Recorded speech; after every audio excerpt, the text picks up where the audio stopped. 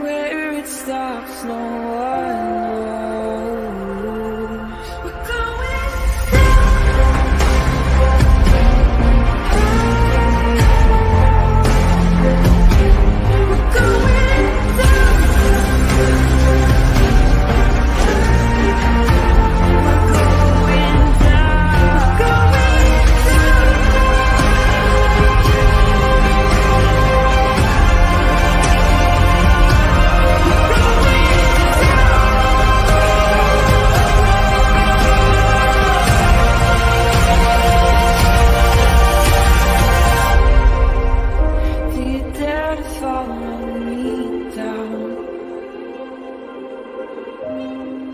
head into the unknown. Na, na, na, na, na, na, na.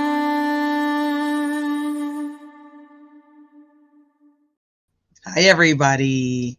Happy Friday. TGIF. Hi, Digital. What's up, Queen? Hi, Lilith. Coffin Devil Soaks. What's up, BJ? Hi, Starlight Ann. ATS. Hi, Sleuthy Goosey. I feel like I'm gonna say I say this name wrong, and can you like put it? How do they call it? It's like Mela, or is it Mela's mom? Malia's mom, but there's no Ia. That's what I want to call you, is Malia, and then that's like that's not the right way, and I want to say it correctly. So can you just tell me how to say it correctly, please? Hi, Erin. Slow to go say. What's up, Anna? Hi, Carla. Hi, Grace. What's up, Shaz? Oh, what's up, Johnny? You're live. 5, 4, 3, 2, 1, 2. Hi, Petunia. ASMR. It's 6 a.m. Oh, gosh. Wowza. What's up, Lorna? Hey, Ginger Snaps. True Crime Fangirl. Yeah, he's finally, so Defense Diaries is doing a premiere. He's finally putting the Hennessy interview on YouTube, which, it's fine. Whatever. It took him forever. A lot of people, I mean, I've shared it in Facebook groups and stuff, so hopefully you guys have heard it. But it should be on YouTube too.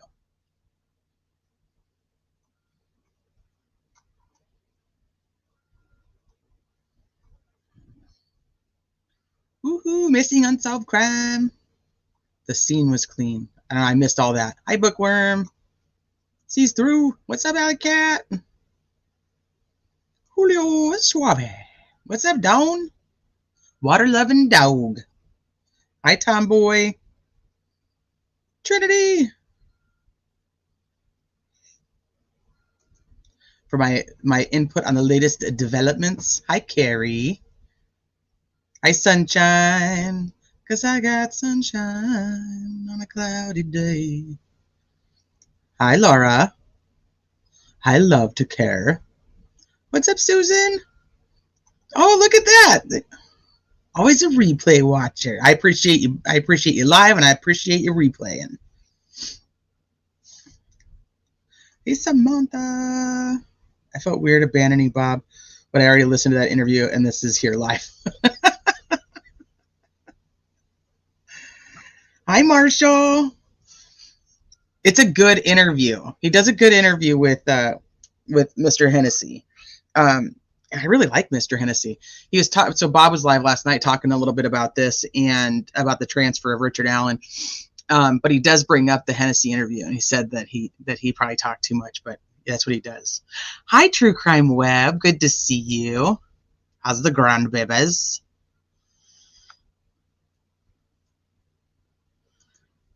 Okay, Mela. I'm going to put that in my head. I'm going to say it over and over again. Mela. And sometimes I think I say it right, and then sometimes I screw it up. Hey, the lodger. Peppermint tea is here. It's time for some tea.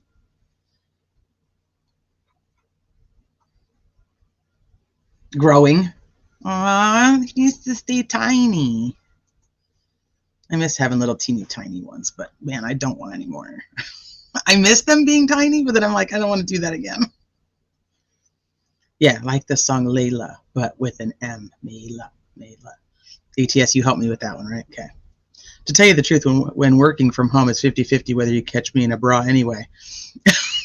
What the hell? Where did that come from? Did I miss a bra conversation?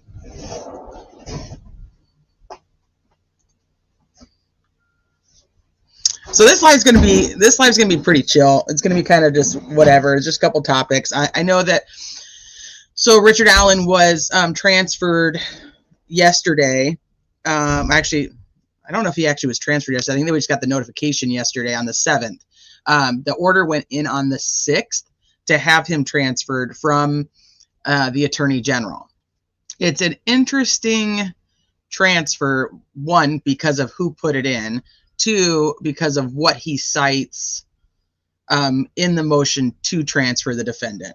So, of course, I was watching, a few different channels that were discussing this transfer, and everybody's kind of got a different interpretation of why he was moved. Honestly, I have questions. Now, what's my take on it, Jenny? I don't know if I actually have a take quite yet, because I have so many thoughts on possibilities. I don't know. Hi, Judy.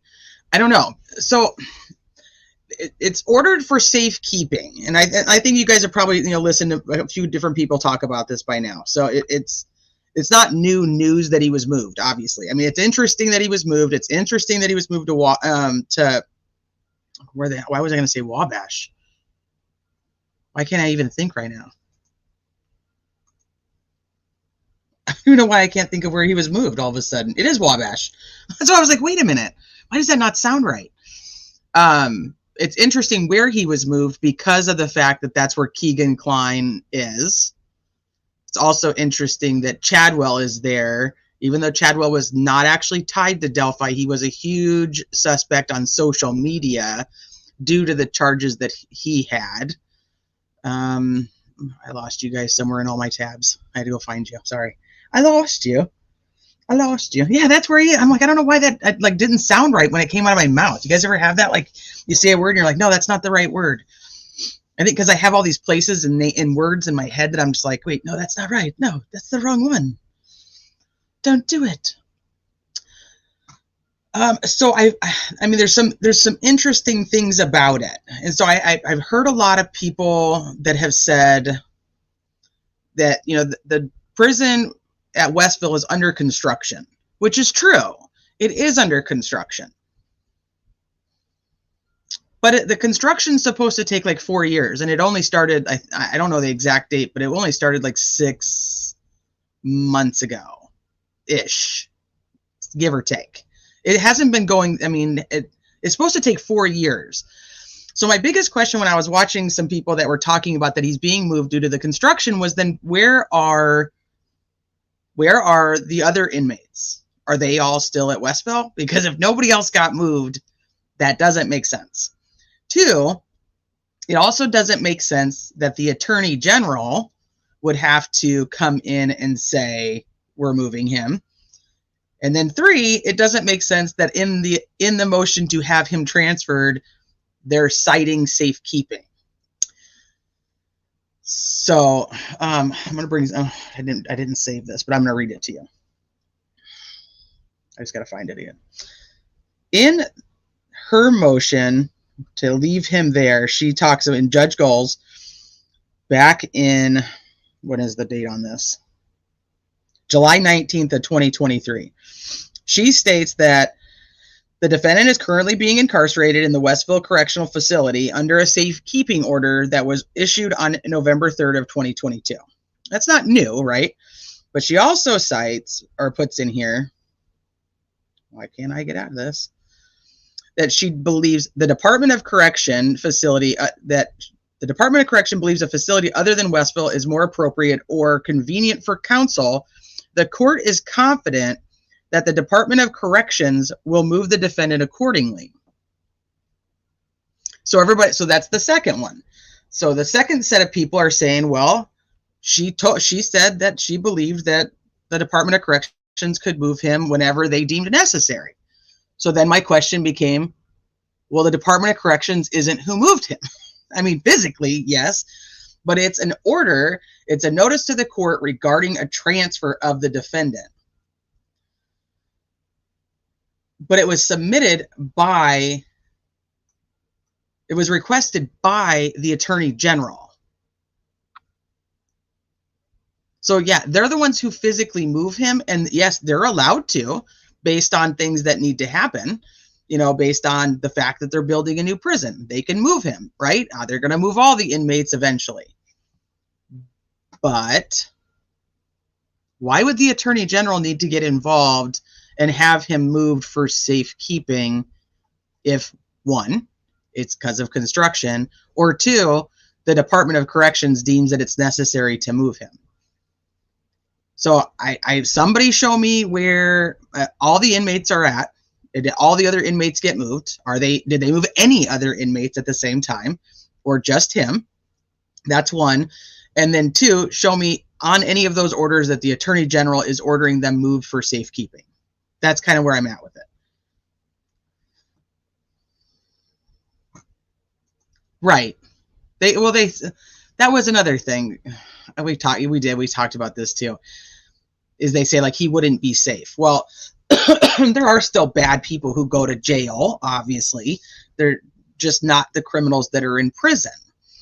Not the same type of criminals. Typically the ones in jail are either pending trials, or, you know, sometimes that's where their drunk tanks are, where people are, you know, caught drinking and they throw them in there and let them sober up and then they send them home. It's also jails, depending on which jail you're referring to, because different counties, different cities all have different sizes. It's anybody who's basically sentenced to a year or less. That's where they serve their time, is in a jail. Hold on. I just got this stupid pop-up.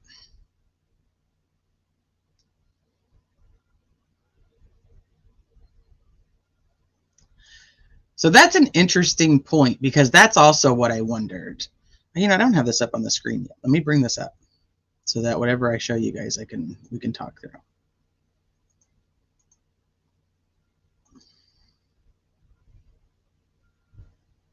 Hi, everybody that just popped in. Hello, hello. Happy Friday.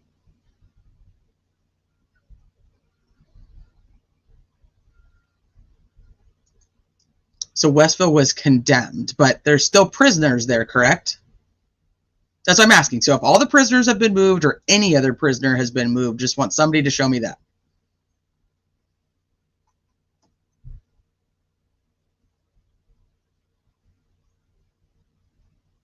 It's a toss-up on dangerous. Right. So I thought, did the Attorney General decide to move him based on the fact that they have an idea that the Supreme Court is about to make a ruling? I considered that. Then I wondered, did the Attorney General simply move him because he did actually look into what was happening and was like, oh shit, like this is not good, and we should probably move him and get him, you know, somewhere else. And that's the spot that had the facility for him. I keep hearing, I've heard this digital. I have not seen proof of that. I don't know where that's coming from necessarily. Yeah, so there are still prisoners in Westville. They're not all gone. No, not everybody was moved. Hey, Freckled Joy, Los Angeles County Jail is the scariest place I've ever been, and I'm currently in a war zone. Oh gosh, you need to stay safe. And then LA is, yeah, that's a tough one.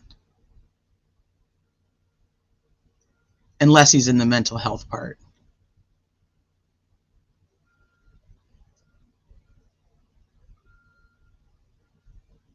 How's he ever going to work with his attorneys? So that was another thing I was chatting with somebody about, was this is Terre Haute, which is the prison he was sent to is south of Terre Haute. Terre Haute houses the federal buildings, the federal courthouse.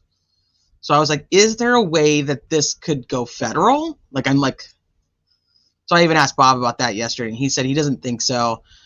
But I know that I was just watching stuff on Karen Reed, and because of everything that's happened, I don't know if you guys follow Karen Reed, but it's a whole nother ball game.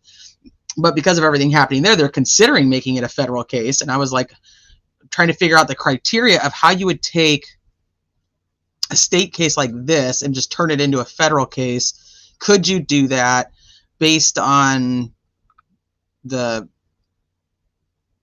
potential corruption? I mean, wouldn't you have to have proven corruption? I don't know. So that's why I was like, I don't know. So I kind of threw that one out. I was like, man, probably not. But this is just the stuff that was kind of going through my head. Like, why would they decide to do this? And maybe the Attorney General just decided to do it because it's a better place for him. Because it gets him out of the, away from anybody who, even if, here's the thing, it's like, yeah, the Odin guards or the Norse pagan guards or whatever we want to refer to them as, the guards in Westville, just because they made them take the patches off doesn't change their mentality or change, their actions. It's not, taking the patches off doesn't do anything. Having the patches on was actually given more transparency than, not having them on, because now it's like, okay, well, wait a minute, who is the actual, Odin guards? Could it be due to the tort? The only reason I don't think so was because that was filed so long ago now. Then why would she have automatically declined? Why would she have automatically declined his transfer when they requested it the second time? My thoughts are new guards takes the past history and events out of the equation. That's what I want. Is it like almost like a rewriting of history? So if we don't go to trial now, currently trial is set for the end of 2024, October, November 2024. So is it like a rewriting of history? I mean, that's a great point. By the time this goes to trial, anything that would be said about these Odin guards is mute because they don't exist.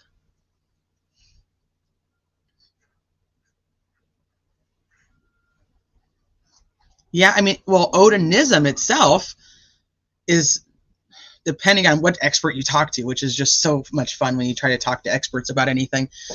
Depending on who you talk to, like, Odinism is really rooted from the prison system. And I couldn't imagine that there's probably not other ones that are going to be in the Wabash Correctional Facility. My thought on that would be that the warden is stricter and has a better protocol on not ever allowing the guards to wear a patch, so nobody would know. Right. No, so that's why I was going to bring that up too. So this code 3533.11.1, I already have it up on one of these tabs.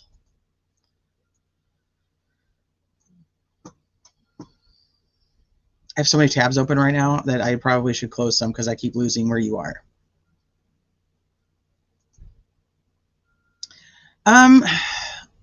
They don't typically tell anybody when you're being moved.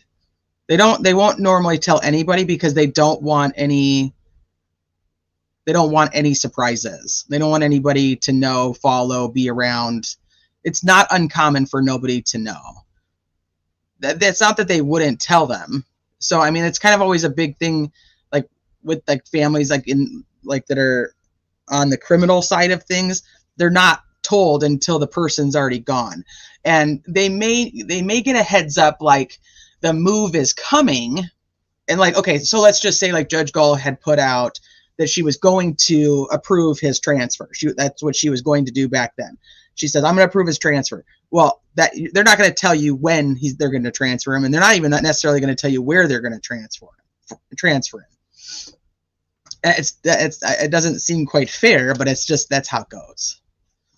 Because he's not convicted and he's being transferred from prison to prison. So I'm also wondering if the Attorney General, this was like a kind of like a peace offering to both sides, because he keeps them in prison. Peace offering might not be the right word, but like in his world of like compromise, it keeps him in the prison system, which is what they wanted, was him to be in prison. It takes out him being able to say that he's needing to be transferred because the guards are mean to him and his mental health, but it keeps him in prison. It knocks down the ability for the defense to say, look at what's happening to him because he's in prison, because now he's in a different prison. And then if the lawyers, let's say the lawyers are put back on the case, or the new lawyers try to say he's being abused, it's like, okay, he's being abused everywhere he goes. Like, come on, stop crying wolf kind of thing. Even if he is being abused.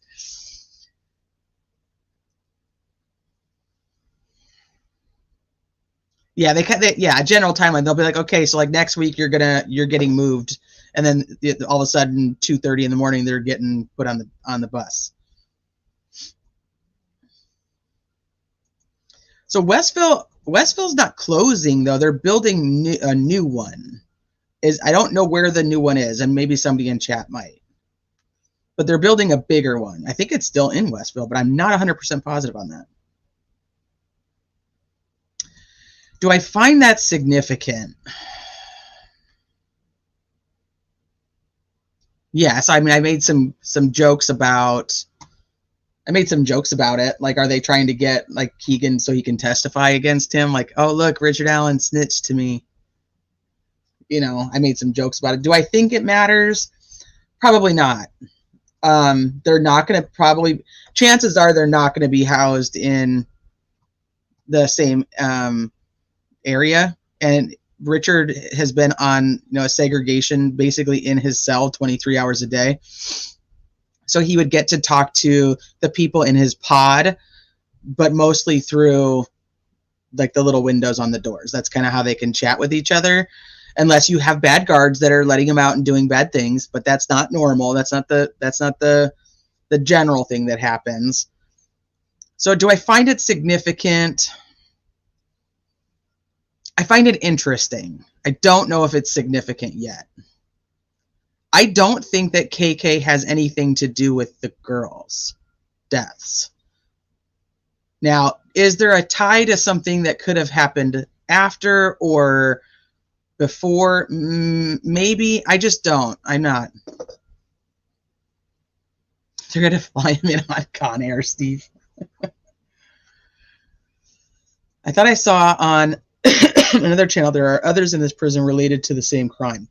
Well, technically they're not related, but they do have interviews with Klein that are somehow, and I cannot measure how much of relevance there is, but he is connected at some point. There is some type of connection there, and then I think everybody tries to infer what that is.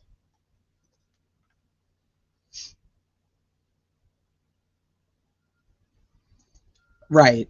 I actually was very surprised that KK wasn't in a federal prison. So I was trying to figure that. So like all of his victims were all in Indiana. You guys, if you know anything about me following, KK was just so, it was too off for me. I didn't really, once it started, like the transcripts and stuff came out, I was like, I didn't really see him fitting. Plus the FBI clearing him, I thought,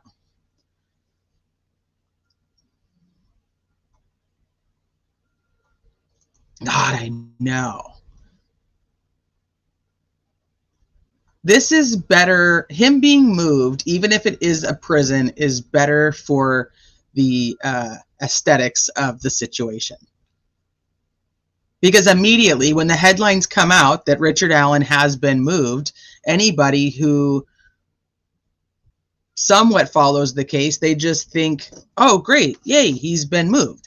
Now, those of us that are like here every day of our lives at this point, driving ourselves crazy, it's different because we're like, wait a minute, that was not the point. He was supposed to be moved to like a regular prison.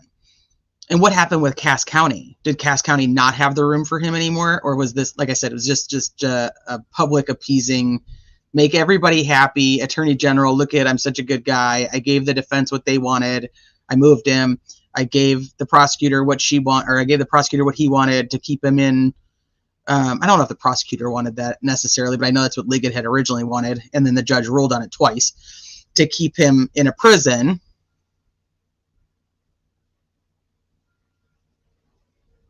Yeah, we live here now. This is just where we live. It is the law. Never should have been put in prison. He is innocent until proven guilty. Prisons are for the convicted. Convicts, not defendants or suspects. That is what jail is for. I agree with you. Hey, BR. I truly don't believe Richard Allen is the right man. I know you're on the fence. I never feel this way with other cases, and this one doesn't feel right. There's definitely something about this one that's keeping me there. I'm telling you, if I had just, if I was able to, and when the trial happens or whatnot happens with this case, you know, something else gets released in motions, there's just a few questions I have that would put me one way or the other. I literally have, I just have a few questions. And if the answers to those questions say this, then I'm like, yeah, that he's the right guy. Because for me, it's not about this, you know, personality and it being, you know, impossible for him at his age to commit this crime for the first time. It's not impossible for me that he would have committed this crime by himself. It's not impossible for me that he could have had friends, you know, along the way. None of those things are impossible for me. Do I find some of those things odd? Yes. But if I had I really have a few more questions that I need some clarification on, and then I'm good. One way or the other, to say no, I think he's innocent, or no, I think he's guilty. Hi, Queen Bee. So they're going to pay these people to transport him 7 hours round trip to hearings. Yes. Yes. So they want to cost that state a shit ton of money, because not only do they not want those lawyers on pro bono, which would free up a lot of money when in one of the highest profile cases Indiana's ever seen. And then they're also going to move him, and they're going to drive him that far, which was one of the reasons I was like, is there a chance that this case is going federal? Because that's so close to Terre Haute.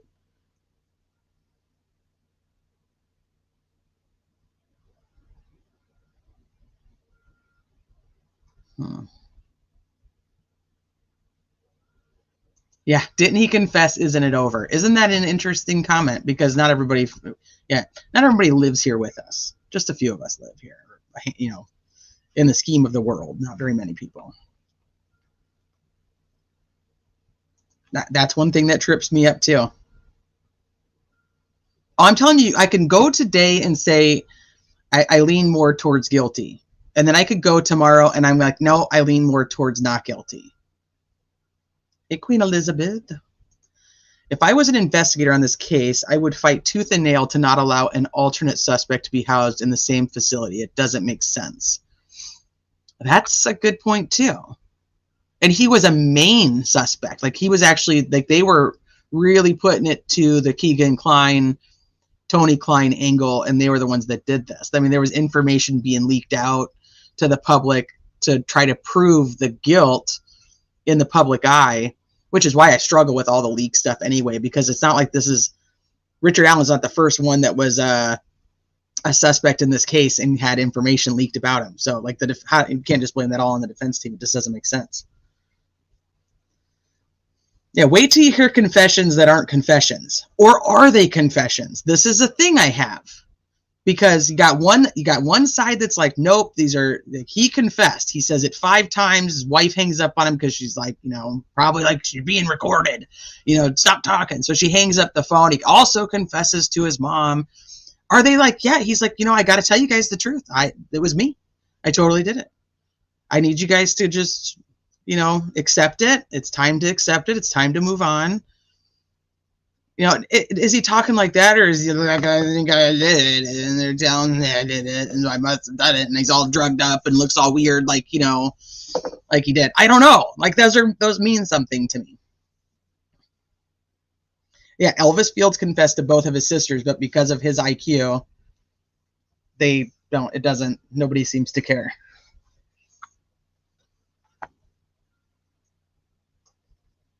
That's also possible.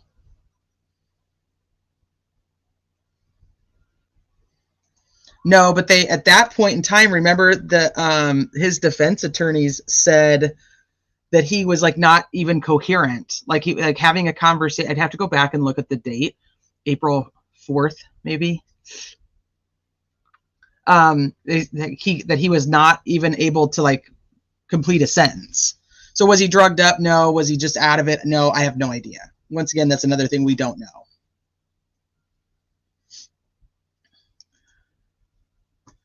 I second that, Alley Cat.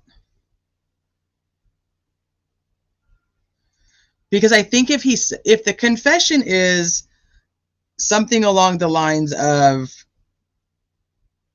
you know, you guys need to go, you guys need to move on, like they're gonna find me guilty of this crime, like they're gonna find me guilty, and you need to just figure out life, you know, if wife's sitting there going, I'm gonna sell the house and I'm gonna get you a better attorney or whatever, and he's like, no, they're gonna find me guilty and I'm gonna be locked up, like that's what it is.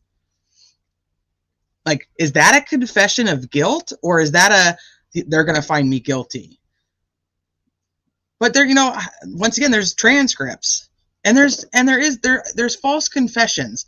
Now, false confessions to family members are not as common as false confessions to police, because obviously your family isn't interrogating you to the point with, with read techniques or whatever other interrogation techniques that they use. So it becomes very different, when they confess to family members. But then we have to take into consideration, okay, he supposedly confessed to his mom and his wife. Elvis Fields supposedly confessed to his two sisters. So weight-wise, why does one get more weight and not the other? How do we sit here and say that the reason he is guilty is because he confessed? And I typically ask this of people who think he's guilty. Like, tell me why. And there's the general thing I get, which it's very common. He says he was there. Well, he doesn't say he was there. They say he says he was there. So that's an issue for me. 2, he said he was wearing the same clothes.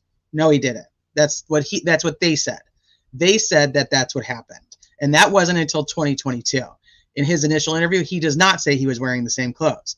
So that's a problem for me. Now, tell me he was there at 2:13 and he was wearing the same clothes. When that's proven, I'm good. I'm like, yeah, he's the guy. That's it. The other one being about the confessions. Well, he confessed. Okay, so those 3 things. If we take those 3 main things into consideration, right? Elvis Fields told his sister on the 14th that he was there. Richard Allen told Dan Doolin he was there. Richard Allen in 2022 tells the cops that he owns the same type of clothing. Elvis Fields, by the end of 2017, is giving his blue jacket to his sister and saying he's going away for a long time.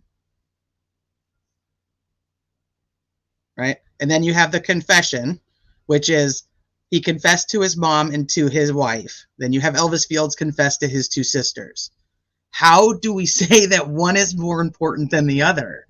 How does anybody say Richard Allen is guilty because of those things and not say Elvis Fields is guilty because of those things? Elvis Fields left his phone at home for 9 hours, according to the defense. Now, we don't have that, according to the defense. Left his phone at home for 9 hours, and it was not used at all. Then you have the leaker side of the Richard Allen is guilty, pushing that Richard Allen must have been on a burner phone because his phone, that he's supposedly on a stock ticker, also isn't showing up there. And Elvis's alibi was a lie. Correct.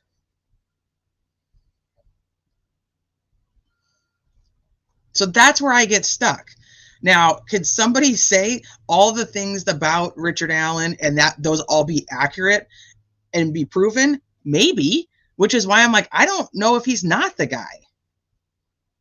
But how do you know he is? And how can you say he is and not say that Elvis Fields is? Because for me, it's literally the same thing. It's literally the same evidence. It's actually even more thought-provoking about the fact that Elvis says to his sister to get rid of his blue jacket, and Richard Allen actually keeps his blue jacket.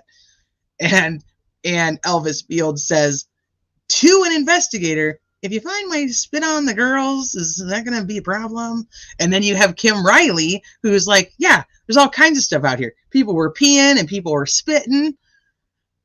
Well, and they probably were, because there was tons of searchers out there. But the fact that, I mean, come on, let's tie, if we want to just go like tying things together here, I can tie a whole string of stuff to get some probable cause on Elvis Fields. Because like they also say, when they say that Richard Allen is really the guilty guy, and anybody who argues the PCA is really weak, it's like, nope, that all they need is probable cause, and probable cause is very easy in being able to get a search warrant. Where's the search warrant for Elvis Fields? Because that should have been really easy, right? The threshold is very low. So why do you keep your murder jacket? Or you could go with how Chris Todd felt about Ron Logan, and Ron Logan literally just had, 5 of the same jacket. So if you threw one away, nobody was going to notice. Which I don't have a problem with, because when I find a jacket that I like, I'm totally going to buy a few of them. I'll just say that.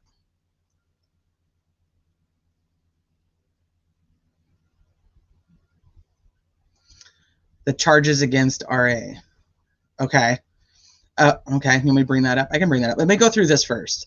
So I can mark this one off my list.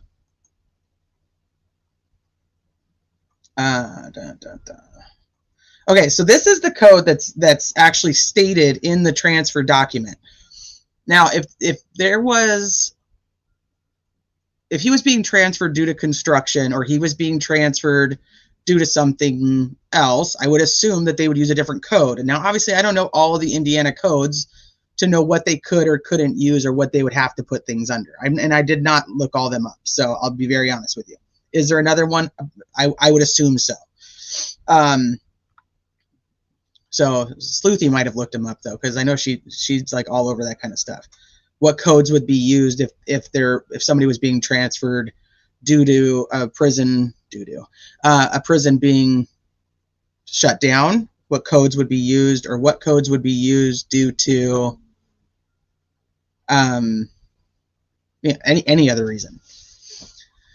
So it talks about that this code is upon motion by either the sheriff, the prosecuting attorney, the defendant or his counsel, the attorney general, or the court, alleging that an inmate in a county jail awaiting trial is in danger of serious bodily injury or death, or represents a substantial threat to the safety of others. The court shall determine whether the inmate is in imminent danger or serious bodily injury or death, or represents a substantial threat to the safety of others. If the court finds that the inmate is in danger of serious bodily injury or death, or represents a substantial threat to the safety of others, it shall order the sheriff to transfer the inmate to another county jail or to a facility of the Department of Correction designated by the commissioner of the department as suitable for the confinement of that prisoner, and provided that space is available. For the purpose of this, an inmate is not considered in danger of serious bodily injury or death due to an illness or other medical condition. This literally cites that he either is in danger or is a danger. The guy's locked up 23 hours a day, so I'm not sure who he's a danger to, unless he's, does it even say, did I miss that? Did I not read that? He's a danger to himself. Maybe something's happened, and he's now saying he's a danger to himself. Because remember, one of the reasons that they tried to say they were moving him to Westville to begin with was because, or when he very first got to Westville, he went on the 23-hour watch because he was having suicidal thoughts. Hi, Wicked West. What's up, Delana?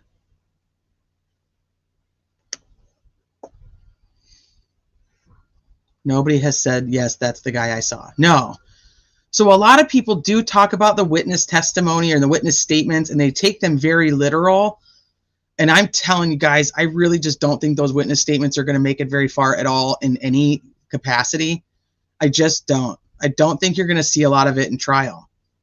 It's going to be very hard for them to bring those witnesses on, because they don't line up with each other, and they don't even line up. They don't line up with what's necessary to prove that he was there. Because all they do prove is that they saw a bridge guy if they saw anybody, but the one saw ever somebody dressed in black. Yeah, it's 3 or 4 Carhartts. Yeah. And that's the other weird thing about the Carhartt though is, and you'll know because your husband has a few, the Carhartt symbol's really big. I mean, it's not big, but it's very prominent on their articles of clothing. I don't see that in the video or the pictures of Bridge Guy. Right. That's what I was kind of thinking too, that's why I went back to read it again, because I was like, yeah, I don't know. He can't be a danger to anybody else. I mean, shit, they'll tase him in a heartbeat, right? They did it twice already. It just kind of narrowing it down. It has to be that he's in danger. So did something new happen? I don't know.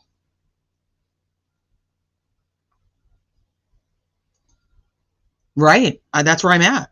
I'm totally, and this is what I try to tell people. I'm not sold that he's not the guy. I'm not one of the people who believes that he is innocent of this crime. I just think there's so much left open to interpretation that's why we end up with, channels that believe so many different things. And I don't care if people believe that he is the guy. It doesn't bother me. But I'll tell you, just for my personal self, like for me, like I think Brian Kohberger's the guy.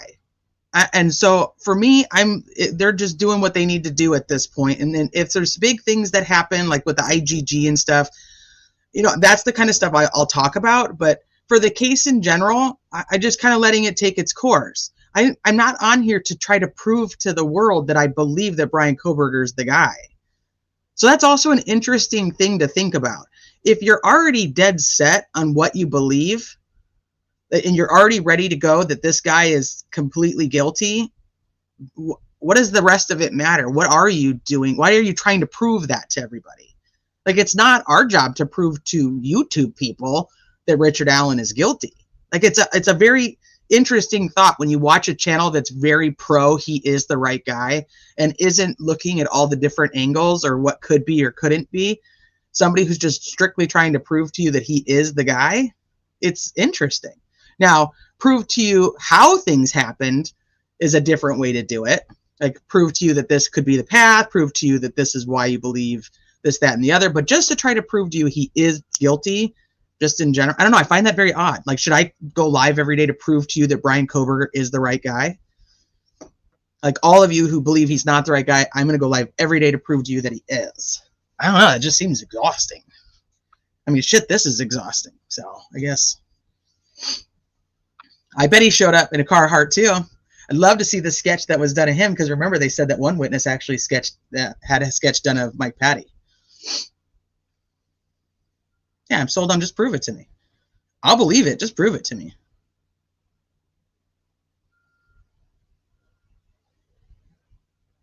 And then it's interesting too, because if you take a look at some of the other suspects, such as Ron Logan, and you ask the people who believe it was Ron Logan, most of them will tell you it's because of what he was wearing in his interview, like the next day. His blue jacket, his camo hat, that's their go-to.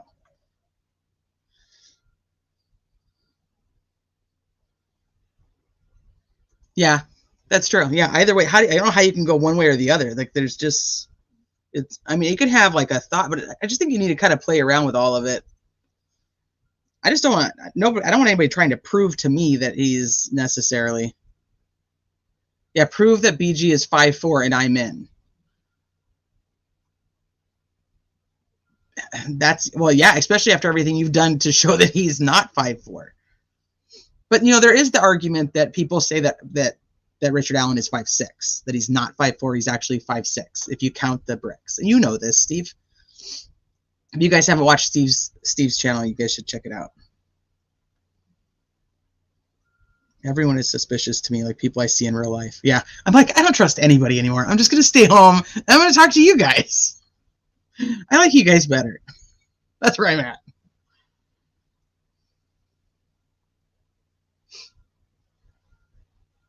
right, I'm just checking in here. I've always thought he's guilty, but after all the crap, it's looking dodgy. Well, and I see. I think that too. Like that's where I was at when they arrested him. I was like, okay, they got their guy. They're going to go through the process. Everything's going to be hunky dory, and they're going to get him. Good. But it did. It just started getting. It started getting kind of dodgy.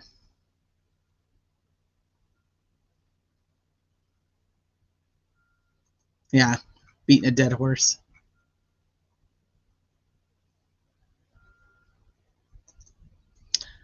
RL's blue jeans didn't bunch at the bottom like RA's jeans seem to. I would agree that the witness statements by themselves is weak, but RA supports their testimony in his independent recall of their interaction. Somewhat, he somewhat does, but there's a couple discrepancies, because the one where he says that he saw the 3 girls, well, there were 3 girls that were there earlier in the day. And I don't know, here's the I don't knows, because that part's not going to be in the PCA. That part's not in any motions or anything. And we don't know who got interviewed. But there were 3 girls that were there at the bridge or right by the bridge and Freedom Bridge that morning, because they were going to meet the girls there. And the girls didn't come. Like, they were going to meet Libby and Abby there. And they went over to City Park to go play basketball. So that's tough, because now you got the group of 4 girls. So you have that. And then you have the whole, in his statement to Dan Doolin, he doesn't tell him what he was wearing. And he does not tell Dan Doolin that he went out to the first platform. So this is where it could go either way too, in my opinion. You go with the interview that he has with Liggett in October of 2022. And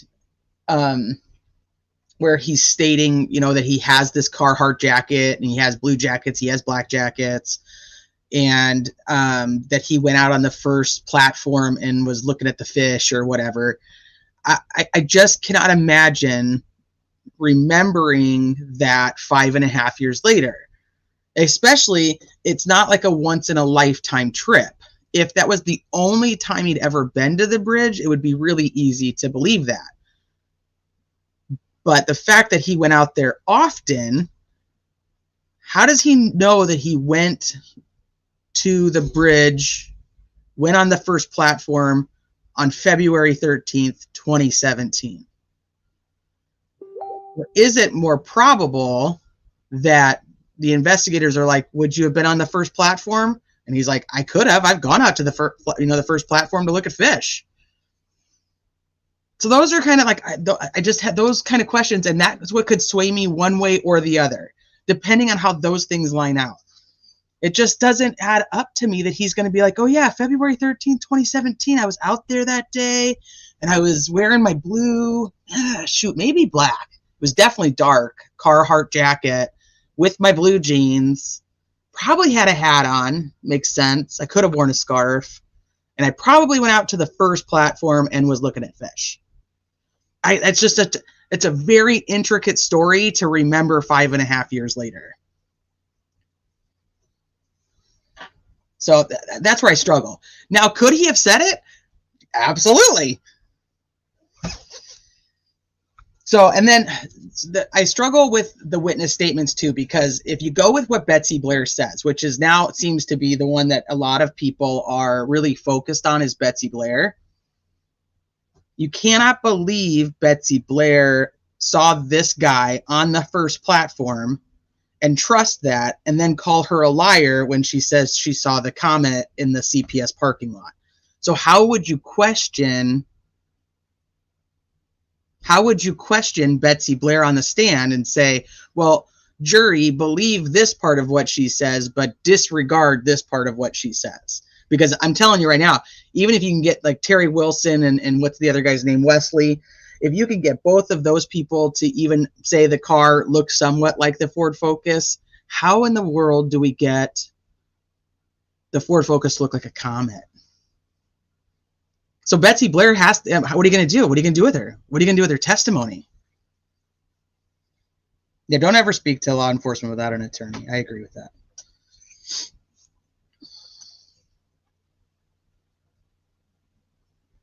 So I think I just think it's a tough sell for me anyway. The only videotaped and recorded interview of RA, he states he was there from noon to 1:30. On the defense, that's what the defense states, right? On their in the memorandum.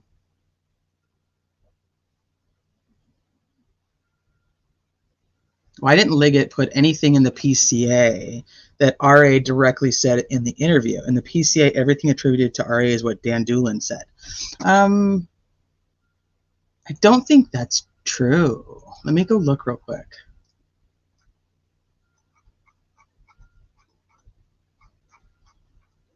This is the PCA.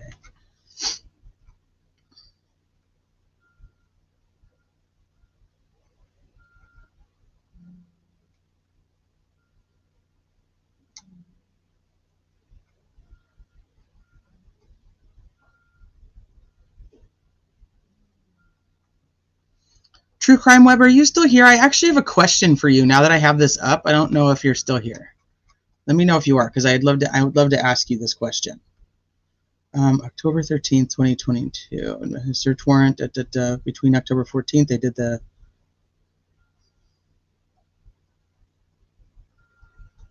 this is the came into Indiana State Police Post on October 26th. Let me go there. Yeah, ask away. Okay, hold on. I'll come right back to the probable cause real quick. I just want to make sure I can ask this question before he leaves me. Where is it? So on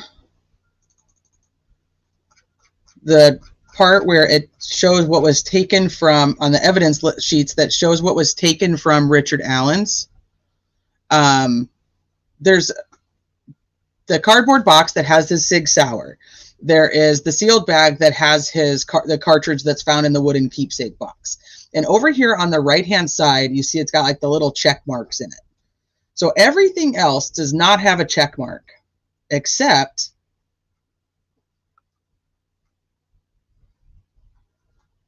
the sealed envelope that's containing a cutting of a carpeted area underneath the spare tire of the Ford Focus.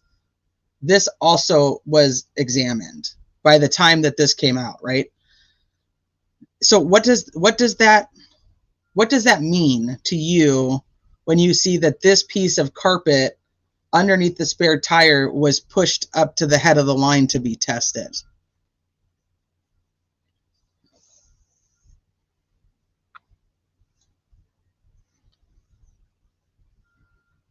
Betsy Blair's the only one who thinks that she saw the girls that day, Diamond Eyes. Betsy Blair sees the guy on the first platform. Betsy Blair's the only one who sees the girls there, and Betsy Blair sees the comet.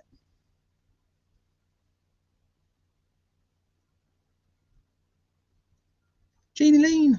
I'm about 95% that RA is innocent of all charges, but I'm not mad at anyone for their differing viewpoints, and I love this channel. Well, thanks, Janie Lane. Yeah, because shoot, depending on what day you watch, you never know where we're going to land. Hey, Michelle. Wasn't searched until March 6th. Or his property? Oh, his property was searched the 14th. But you mean like his outline and his buildings and all of that was searched on March 16th. They went in and got his guns on March 6th, which they didn't need a warrant for because he was on probation. But the outline, like the actual land, was searched on the 14th, and I think they actually asked him on the 13th. I just don't know who asked him. Yeah, I might change my mind tomorrow.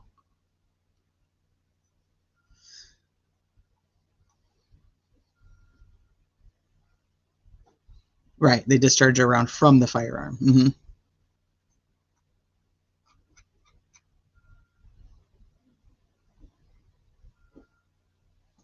Betsy Blair seems like the best witness since she's apparently the last one who saw the girls alive, which is important to the timeline.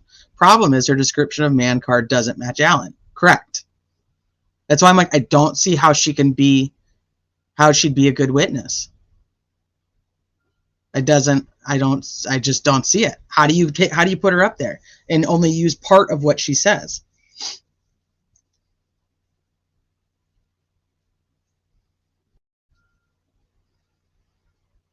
But I also struggle with Sarah Carbaugh. I struggle with her being a witness too. One, she's driving. And two, she doesn't give her testimony about the man that she saw. She doesn't give it till what, June?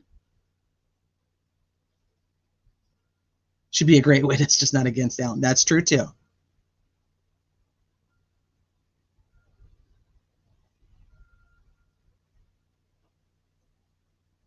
Yeah, and you know, according to the defense, they say that she thought her sketch was a 10 out of 10.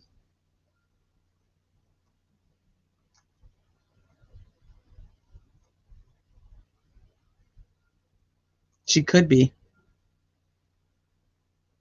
Yeah, he does. He had a ton of knives. He did have a ton of knives. But I also, being from like the Midwest and living in these areas, I'm telling you, most men have a lot of knives. Now that I'm in California, I don't see it as much unless you're collectors. But in the Midwest, knives, I mean, there's just people who had a ton of knives. Yeah, RL owned a ton of knives too. And he actually owned a lot more guns.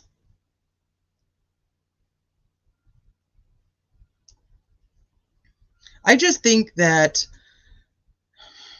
it would have been really easy to write probable cause affidavits for quite a few people. There's just so much against so many of these guys that, I mean, to say, yeah, well, that's what the court will do is prove it. You know what I mean? Did True Crime Web ever answer my question? Did he hear me? Steve, True Crime Web, did you hear me? Yeah, most are collector's items, exactly. No, yeah, doesn't even have any hair on his head. He's a little tiny bit, a little teeny tiny bit.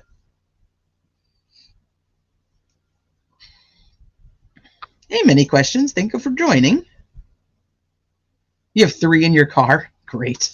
I didn't see a response. Okay. I'm from the Midwest. I've never known anyone to own guns and knives. Seriously? No way. I did. I asked. I want to know if this is important. And his thoughts on that. South Bend, Indiana. No knives and guns. Like, that is like a huge thing, because I worked in retail out in the Midwest, and I'll tell you, like, selling guns and was just such a pain in the ass. There's so many purchases, and then working like in retail on the West Coast, not that big of a deal. Okay, speculating. Perfect. The existence of fiber exchange either from car to victims or from victims to car, or positive presumptive blood tests. Okay, or witness testimony of something that was placed there, etc. So do you think it's important? It's an important piece of evidence in this case because it was obviously tested very quickly, because the only other things tested at that point were the bullet and the gun. So do you think that this would be something important to look for in the future in this case? Like when trial happens, as a piece of evidence? Or could it just be like a big nothing burger? Great question, Digital. Yeah, does she?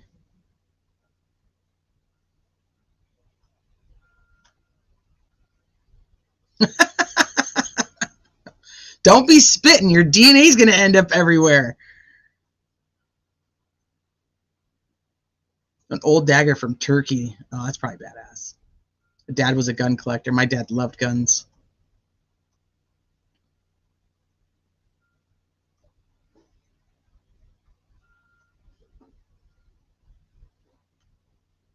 Yeah, guns and knives are like a household staple.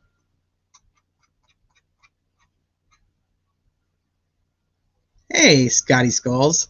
Muddy guy vanished walking west on road right by Mears, but doesn't appear on any of the cameras. Right. And the fact that the family has stated that they were in the Mears parking lot and they were all in that area, that general vicinity, looking for the girls right around that same time. How did they not see anybody walking? How did they not see Muddy Guy or Muddy Bloody Guy? When and who found the bullet? Still a great question. The bullet is not mentioned on Ron Logan's search warrant from the 16th of March. No bullet mentioned there. But they did already go in on the 6th and get his guns. In this case, Ellie had cause to put it at the front of the line. We don't waste time on rabbit holes or best guesses. That's what I'm thinking too. This is the piece that like I'm super intrigued with because of that reason. Like, why did they shoot that? What did they see, find, know that made that piece of evidence so important that they pushed it right away? Like, it was more important than the knives. All the knives that were taken, none of those were tested yet. That one was. This piece of carpet underneath the spare tire of the Ford Focus.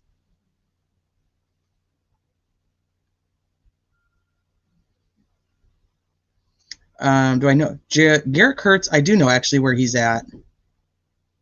Do I remember? No, but I remember looking it up yesterday because we were talking about that he just had to move. I was talking to Sonny Justice about that. They just need to move Garrett and then the whole gang will be there.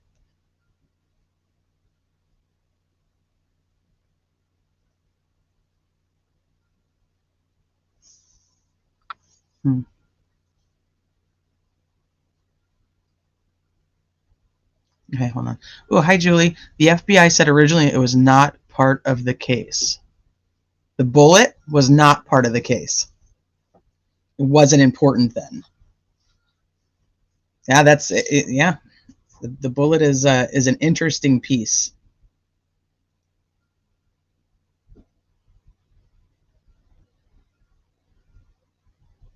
They don't think he used a knife against them. I thought it was what do you think that they think he used? Because I thought it was the curved, I can't remember what it's called. Why can't I think? I hate when my brain doesn't know the right words. Like a curved knife.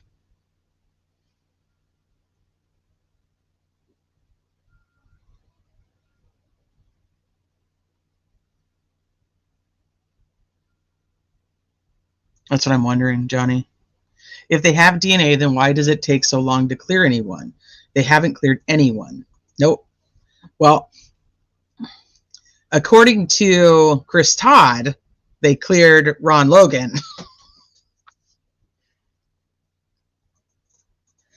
That doesn't sound like the right word. Oh, I know what you're talking about now. They don't care about the knife because he's not actually charged with killing them. I get you. I know what you're saying. I'm picking up what you're putting down now. It just took me a minute. It was a special type of knife. So what she's talking about, okay, so hold on. Let me go back to probable cause. And thank you, True Crime Web. I appreciate you answering that because it confirms what I was thinking too. Like, there's something to that. I'm going to keep an eye on that piece of evidence and see what that is. Now, probable cause. Investigators then ran the firearm. Richard Allen voluntary came in. Nope, I want to go back to the other one.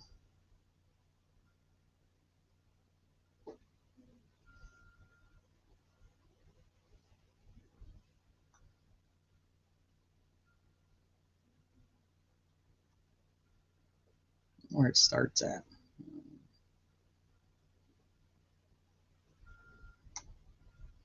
Okay, so they talk about, this is Dan Doolin's statement. When we've read this a few times because I have some issues with it. And no, Sleuthy, we can't go into the MEID conversation. Not yet. I got too many to talk about. And you haven't, Sleuthy didn't ask that. I was just giving her a hard time. But so he talks about Mr. Allen was on the trail between 1:30 and 3:30. So this is Dan Doolin's, this is the narrative from Dan Doolin's tip, right? That they finally found in September of 2022. So before they start talking to Richard Allen, they say investigators believe that Mr. Allen was referring to the former Child Protective Service building, as there was not a Farm Bureau building in the area, nor had there been.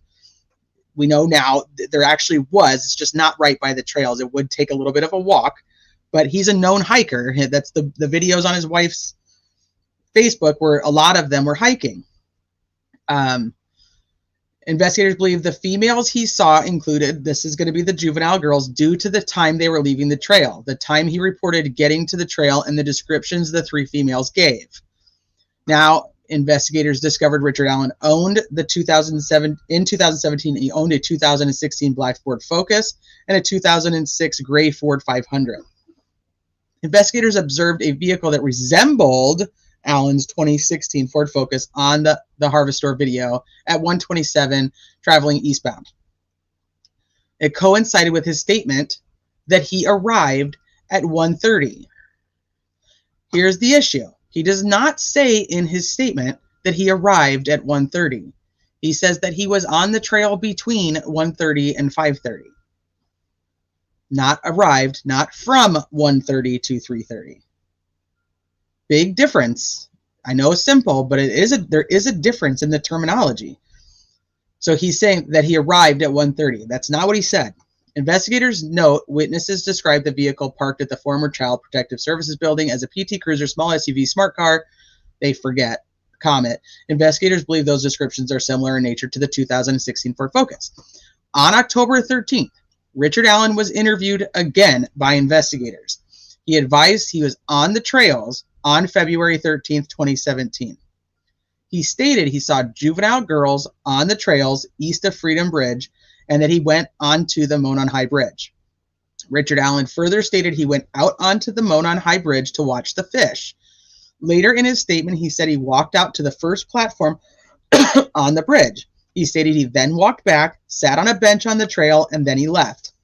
He stated he parked his car on the side of an old building. This is, for me, I just have such a hard time that he remembers every exact thing that he did 5.5 years before. I struggle with that. So is there some leading questions? Did you walk out on the bridge? Did you walk out onto the platform? I could have. I don't, yeah, I have. I need to know that for me. He told investigators that he was wearing blue jeans and a blue or black Carhartt jacket with a hood. He advised he may have been wearing some type of head covering as well. Now, a lot of the witnesses actually talk about the fact that it was more of a windbreaker jacket. There's one witness that says it was more of a canvas jacket. And then ironically, Teresa Liebert, who saw her person at 8:30 that morning, also says it was a canvas jacket, but not nondescript in color. He advised he may have been wearing some type of head covering as well. He may have been. So, like, are they asking him, or is he just volunteering? Like, this is what I was wearing February 13th, 2017. This is how I did it. This is where I went. This is where I walked. He tells investigators that he owns firearms. Okay, his wife also spoke to investigators. She was interviewed on the 13th at her work. She confirmed that Richard did have guns and knives at the residence. She also stated that, yes, he owns a blue Carhartt jacket. On October 13th, 2022, they executed the search warrant of Richard Allen's residence. They located jackets, boots, knives, firearms, including a Sig Sauer caliber pistol. Okay, so here's the statements that they're putting in there of what he said, right? Okay, so that's not what we need. We need the other one. He goes back in here on the 26th. Voluntarily came into the Indiana State Post on October 26th. He spoke with the investigators and stated that he never allowed anyone to use or borrow the Sig Sauer. When asked about the unspent bullet, he did not have an explanation of why the bullet was found between the bodies of victim 1 and victim 2. He again admitted that he was on the trail but denied knowing victim 1 or victim 2 and denied any involvement in the murders.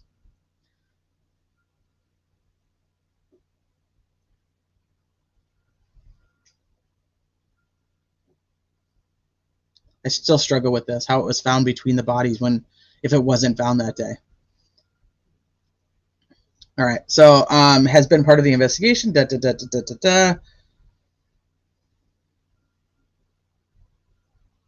So then they go into the other witnesses. So they do put in there some of what he says happened. That later on in the interview he says that he went out and he went onto the bridge and that he was he was doing this. This is when they arrest him. They actually keep him in custody here, and then they get him.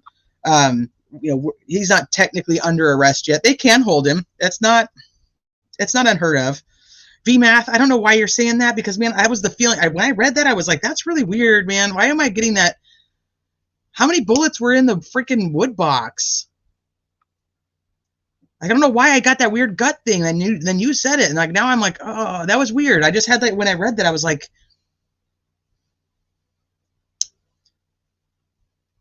you're pretty sure it was found on the 14th? You think it was found that day? Oh, that's interesting. Because according to the thumb drive map, it supposedly states that the bullet was logged on the 15th.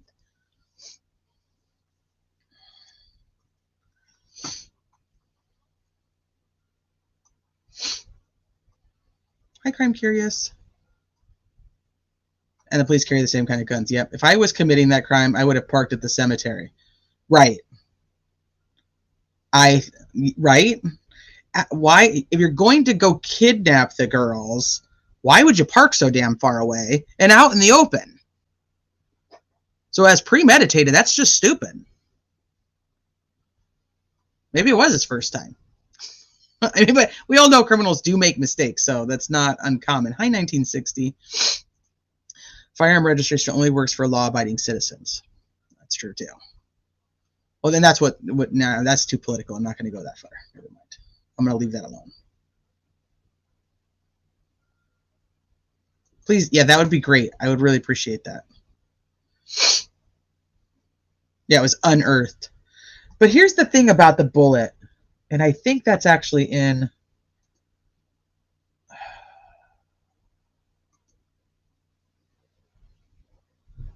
Hold on. That was the probable cause. Let me go back to the search warrant.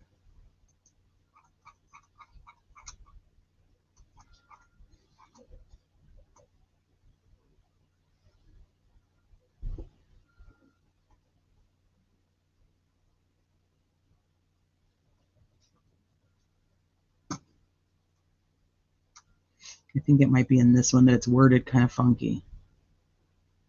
Or was it the other one and I just didn't read that far? Because that would be very common too.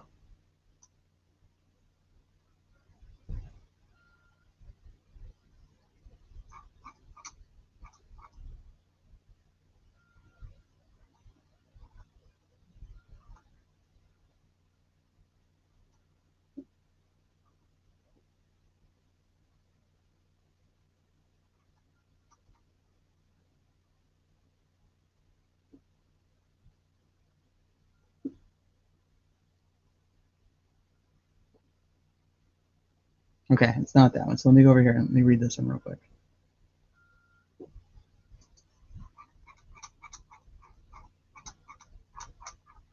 Because it says something like upon further investigation of the scene or something like that. It's worded really funky. And the wording is changed to the PCA.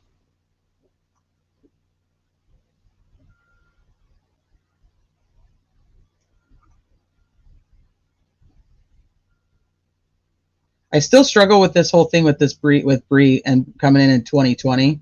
And how is she showing them pictures of the Monon High Bridge that are of Riley and her sister? That's just weird to me.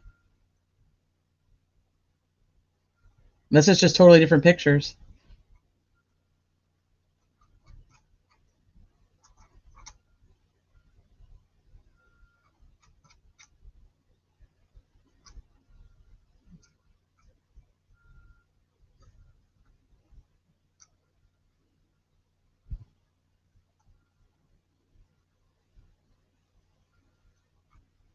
I don't know where it is now.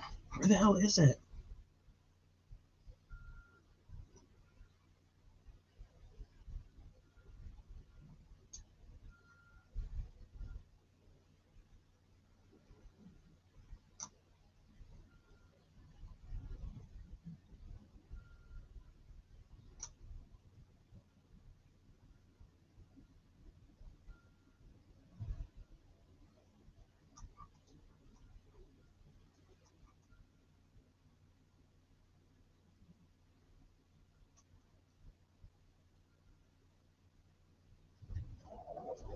Investigators also located a no. I don't know which one it's in then. Because it says something about like through further investigation. It says something weird like unearthed or something along those lines. Don't get me started on that PCA font.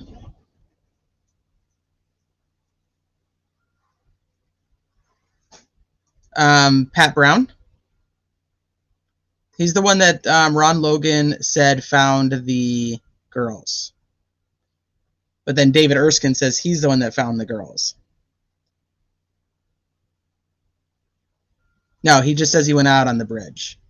But I don't know how in the heck he would remember what he did on that exact day. Defense says unearthed. RAPCA says found between girls. There's there's one that talks about through the investigation, like further in the investigation, or the way it's worded, and I wanted to be able to quote it for you guys, but it's like later on in the investigation, which later on could be that night, could be the next day.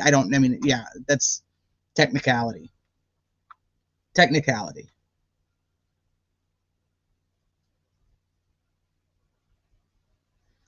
I think that they could present it even with what they have right now. Let's just say that is all they've got, which it's not all there is. It's all that there could. I don't think there's bombshell. So don't get me wrong when I say it's not all there is. Obviously, there's just going to be more evidence or items with evidentiary value that are going to be presented. It's not like they're like going to walk in and be like, our only piece of evidence, jury, is this bullet right here, this one little bullet. They're gonna present a story. They're gonna try to tell the story. Do I think they could effectively tell the story with what there is right now? Probably, unless there's something that can counteract it. But I don't know how they're going to prove.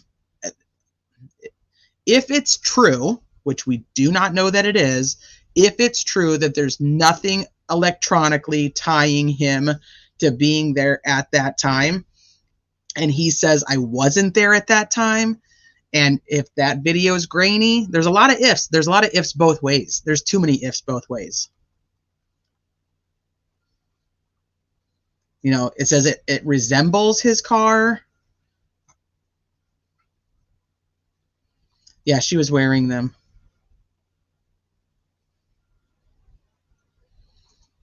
Yeah. It kind of looks like he time traveled to 2053. He definitely aged a little bit. Did someone find something bloody in the log weeks later? Digital, you made a comment on one of my videos one time, and I meant to ask you about this the last time I was live, and I forgot. But you were talking about a connection between, the leaker, and Delphi, and I couldn't find it. Did you ever find it? Hi, Jax. Is it in the defense memorandum where it talks about that it was like later in the investigation? I thought it was the prosecutors. If you notice, it doesn't say the pics are from that day. It just says what time they were taken. Well, that's a good point too. But I still, my whole thing was like the one that they're talking about that is in evidence is actually of Riley and her sister. It doesn't have anything to do with Bree. Hey, Mandy. Anyone know about a lady that found something bloody 3 weeks or so later at a crime scene? I don't.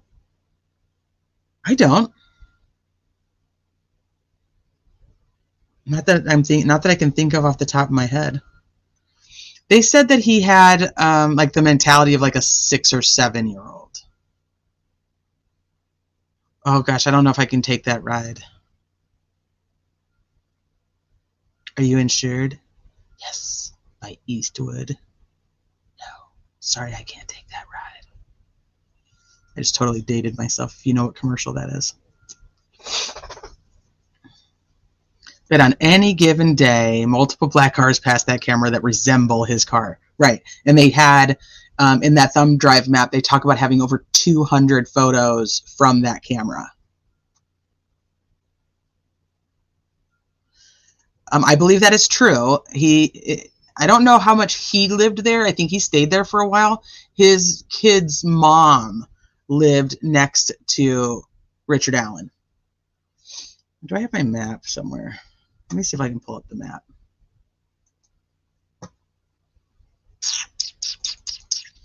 Because we're gonna need it anyway. So we'll pull it up now.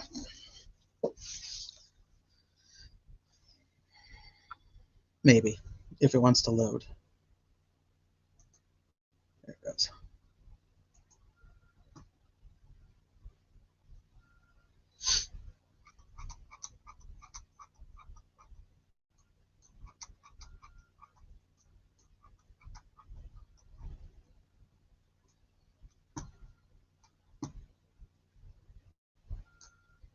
Okay, where was I going to go after the probable cause? I said we'll talk about that after the probable cause. Where was I going to go after that? Because it wasn't here. There was one other thing I was going to talk about in between there.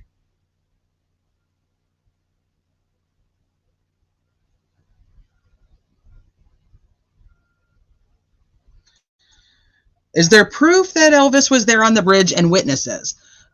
Well, the witness, Teresa Liebert, draws that, or has a sketch drawn that looks very similar to him. Now, is that considered a witness? It depends on if you go with what I think with the other witnesses, which I think are really not going to work out very well in court. I believe hers does look very similar to Elvis. And when asked in deposition, I don't remember if it was Liggett or Holman, did confirm that that sketch does look like Elvis Fields. Now, is there any proof like that he was physically there? No, just that he says he was there. He says he was there, and we know that his phone was left at home and not used for 9 hours. That's where we're at. It's all about the wording, consistent with, resembles, indicates. It's all to create guilt. Absolutely. And I do think most times it's because they do believe that person. I mean, I think that that person is probably guilty. Just not all the time. But you're 100% right. It's exactly how it is. Hi, Ashley. Yeah, no, that's not me either. The charge. Oh, the charge. That's what thank you. Okay, let me pull that up. Let's go there next.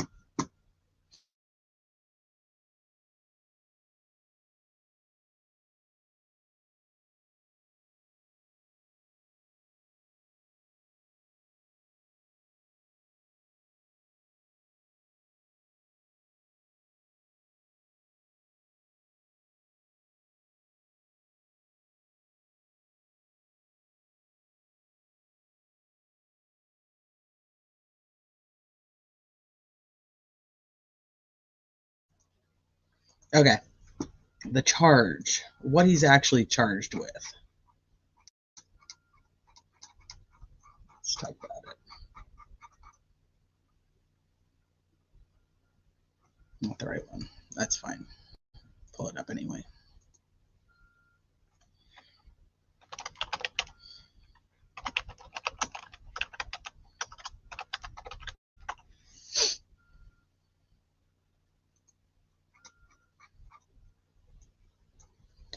So everything has a code, and that's the easiest way you can ever figure out anything. So if you're looking to find what something means or what the particulars of it are, you can just find the code in any document, any legal document, whatever. It doesn't matter the code, and just look it up.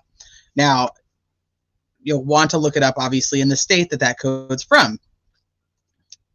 So here we'll talk about, see if I can explain it better, because I felt like I was struggling to explain it, and that was part of my issue, was not being able to get out what I was trying to say. Now, give me 1 second, too, because I'm going to pull this up. Nope, not TikTok. No TikTok. Let's get Twitter.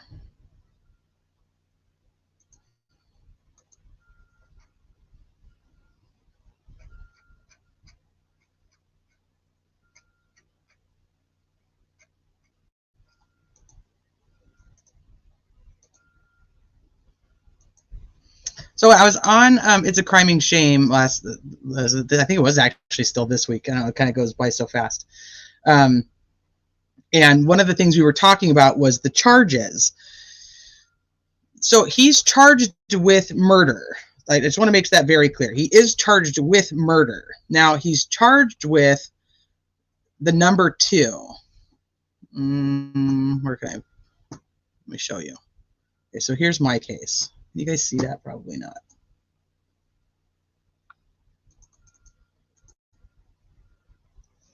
You see it now? Okay, perfect. So you can see here's his court information, right?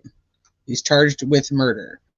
He's charged with 35-42-1-1, and in parentheses, he's charged with the number 2.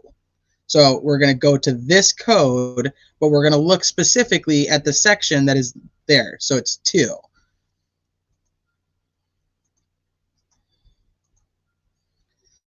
So we can read through, and it says murder, right? Homicide, the criminal law and procedure, Article 42, offenses against the person, Chapter 1, homicide, 35-42-1-1. That matches, right? Matches what we're looking at. Now come over here and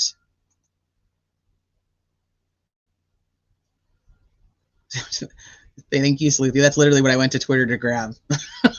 I should have just waited for you.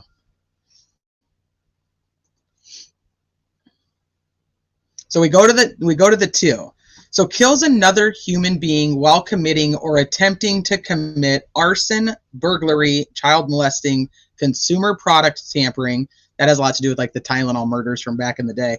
Criminal deviant conduct, kidnapping, rape, robbery, human trafficking, promotion of human labor trafficking, promotion of human sexual trafficking, promotion of child sexual trafficking, promotion. I'm going to totally get demonetized for all these traffickings. Trafficking. We'll go with that. So he's charged with number 2, right? So what does this mean? Now, every law, so every one of these laws has a sentencing requirement that goes along with it. Every state has a different sentencing requirement based on their own laws. Very easy to explain. Think of the death penalty. Not every state has the death penalty, so somebody can commit first-degree murder in one state and not get sentenced to death, and somebody else could get charged with first-degree murder in another state, and they could. And it could be exact same circumstances. So every state has their own sentencing guidelines. So sometimes a first-degree murder is just a life without parole. Right? Like that's just how it is. LWOP is one of the things that, it's referred to as. Now, in some states, a first-degree murder charge could go, you could get 60 years to life, which would mean that in the 60 years, you would be eligible for a parole hearing.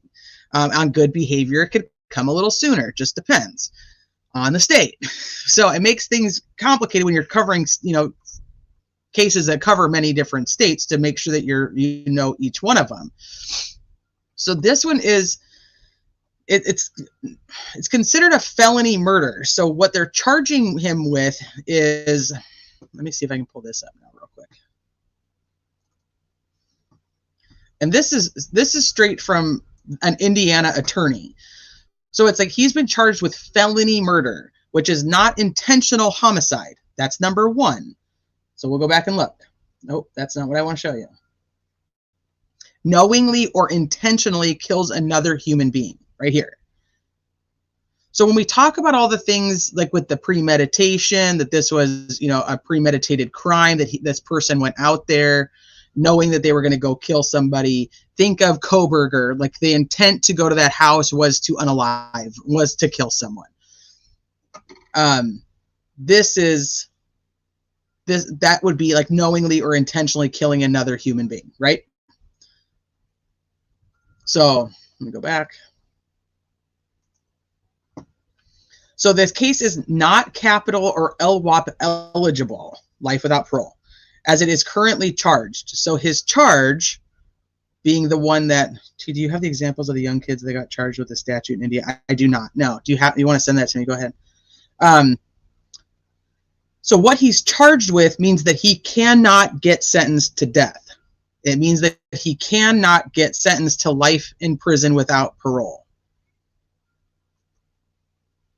Does that make sense? So my thought process was, if they believe that he went there, he took all this equipment with him, he takes the gun, he takes the knife, and he goes there with the intent to do this, why aren't, if they think that he's the only guy now, right? Because now we're saying that there's not other actors.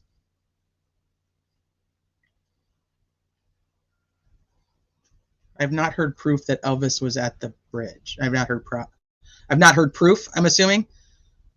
Well, he admitted it. He admitted being at the bridge. That's, I mean, I would say that's the same proof, right? That's the same proof as Richard Allen has. That's kind of where I'm at. There's no more proof one way or the other.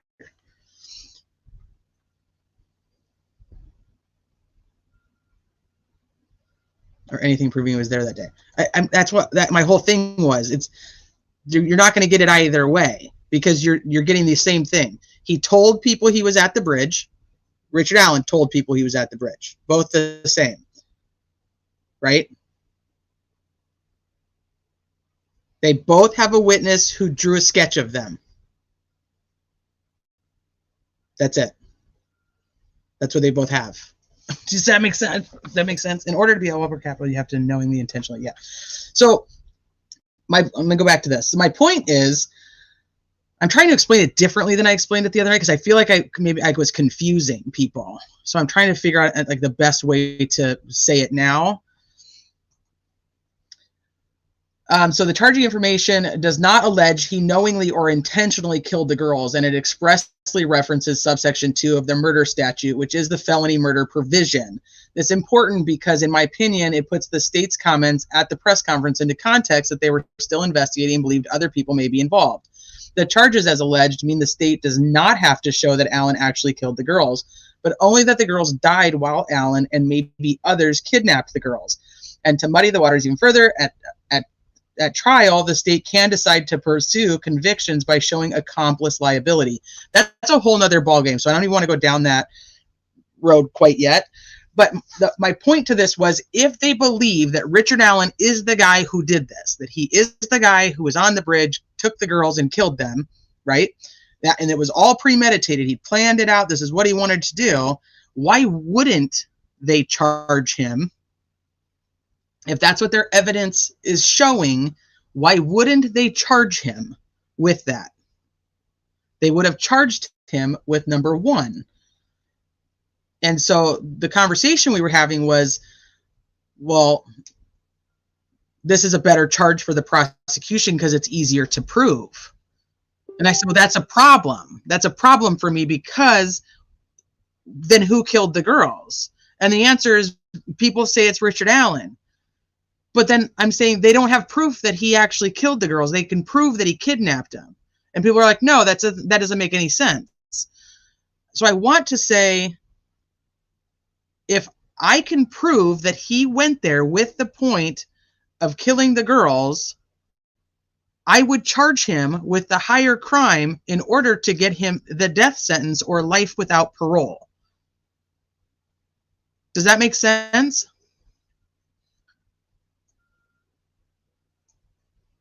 Knowingly or intentionally killing another human being. Thank you, Sleuthy. Am I considering Elvis now? No, I was using him to prove a point. I just wanted to prove a point. Allen admitted to it. What more do you need? Well, Elvis admitted to it, and he's not in prison. That was thank you for proving my absolute point. That's the whole point. I could see a certain crime, one victim being a victim of number 2, but we have a second victim that would be purposeful, as you don't accidentally escalate twice. That's also a great point.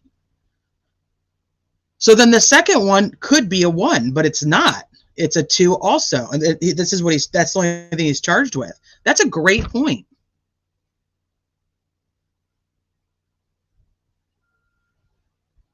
Exactly, because, and then so there's kind of some conversations that people keep saying that the kidnapping is like an enhancement. No. So if it was an enhancement, it would actually add on to the sentence. It wouldn't lessen it. So it's not enhancing his charges. That's actually lessening his charges. Does that make sense? Am I coming across clearly? I know, because it's so confusing. And I tried to explain it differently for anybody who didn't understand what I was saying the other night. My thought is, if they knew he was the one that went over there and did this, they would have just charged him with one, because they could get him the death penalty and they could, or give him life without parole.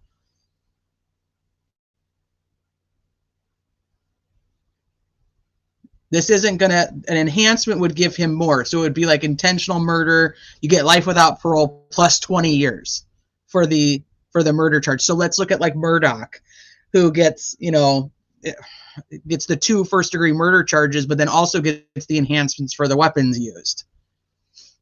That's added time, not less time. So what this is saying is they can actually prove less.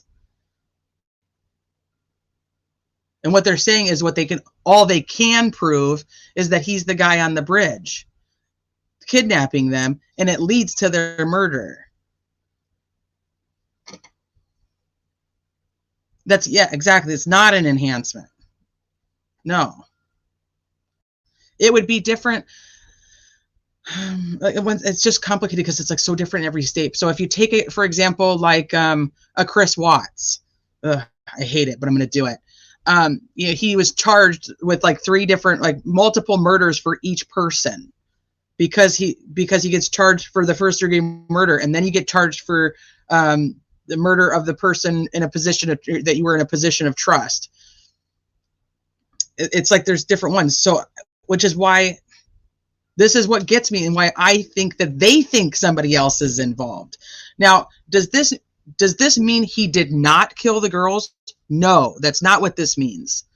It means that his intent going there was to take them, and it led to their murder.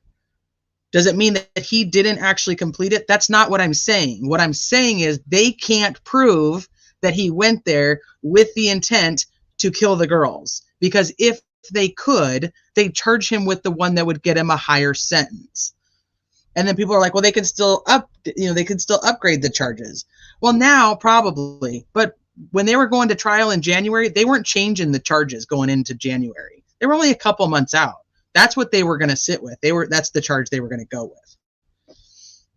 So that's where I'm kind of at. Like, so when people are like, well, no, they can prove he killed the girls. No, they can't. They can't. They can prove that he took the girls and they died.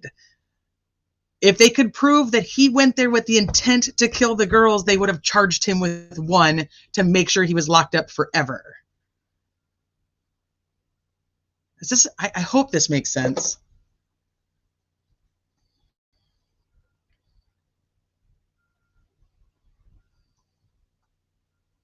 I guess it makes for better YouTube to try and find some other angle, like as Odin or some other BS. I kind of feel like you didn't watch the video at all today, because this seems like a very generic statement that you're probably going around and saying into other people's channels, because that's not what I said at all. So I feel like this is not realistic. Have you watched this channel? And it doesn't have to be proved beyond a shadow of a doubt. It has to be proved beyond a reasonable doubt. That's the law. So it's just so weird to me. I'm okay with that, actually. And I'm not normally like that, but I'm good. I'm good, because you didn't actually watch anything that was said, so you came in here with some predetermined commentary that you want to just make sure that the world knows. You're the one pushing a narrative on YouTube, honey, not me. But enjoy, and I'm okay with that. Can one of you guys just block them? I'm good. I don't have time for that bullshit. Okay, so anyway, that's the whole point. If they could prove he went there with premeditation to kill the girls, they'd have charged him with number 1. That's it.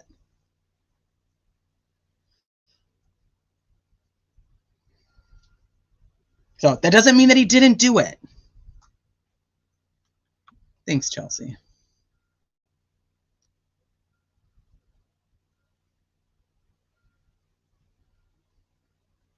I know I hate doing that, because then people give me shit about that I make it subscribers only and I'm just doing it for subs and crap. And you can't win either way, but then I get that kind of stuff and I'm like, That's just dumb because you didn't even listen to anything that was said.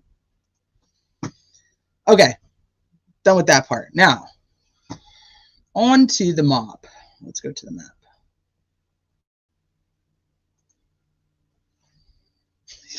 I know I'm like,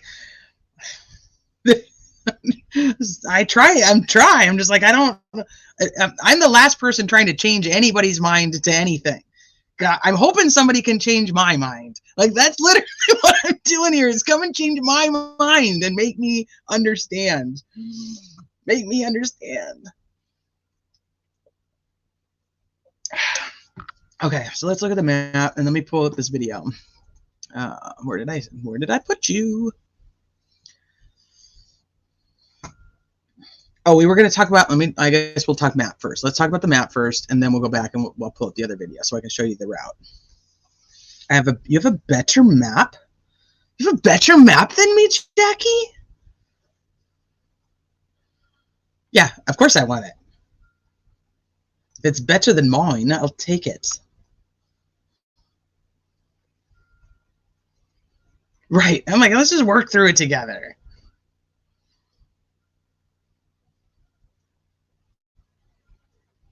Right. Exactly. It really is. It's true. Yeah, Jack, you have a better map. Okay, so a couple of things. And Humanimal's not here tonight, but I wanted to make sure because they said, why doesn't anybody ever talk about the transfer station? So I wanted to make sure I showed you guys where the transfer station was. To sub or not to sub, chat? That is the question. LML, make the trolls waste 5 minutes of their lives. I really should just do it, huh? You're right. I'll throw it on. It's a little late. It is. The ironic part is, if I talk about another case, I don't have to even, it's not even a question. It's just silly. It's like this one, just people get so mad. I should like talk Watts. See what people do. ATS. I'm not going to do that. I don't want to. I don't want to. You can't make me. Hold on. I'm just changing it to the subs.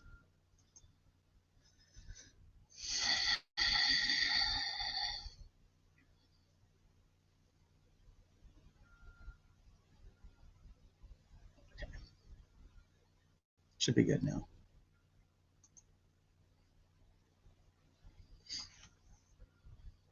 It wasn't really any drama. It's not that big of a deal.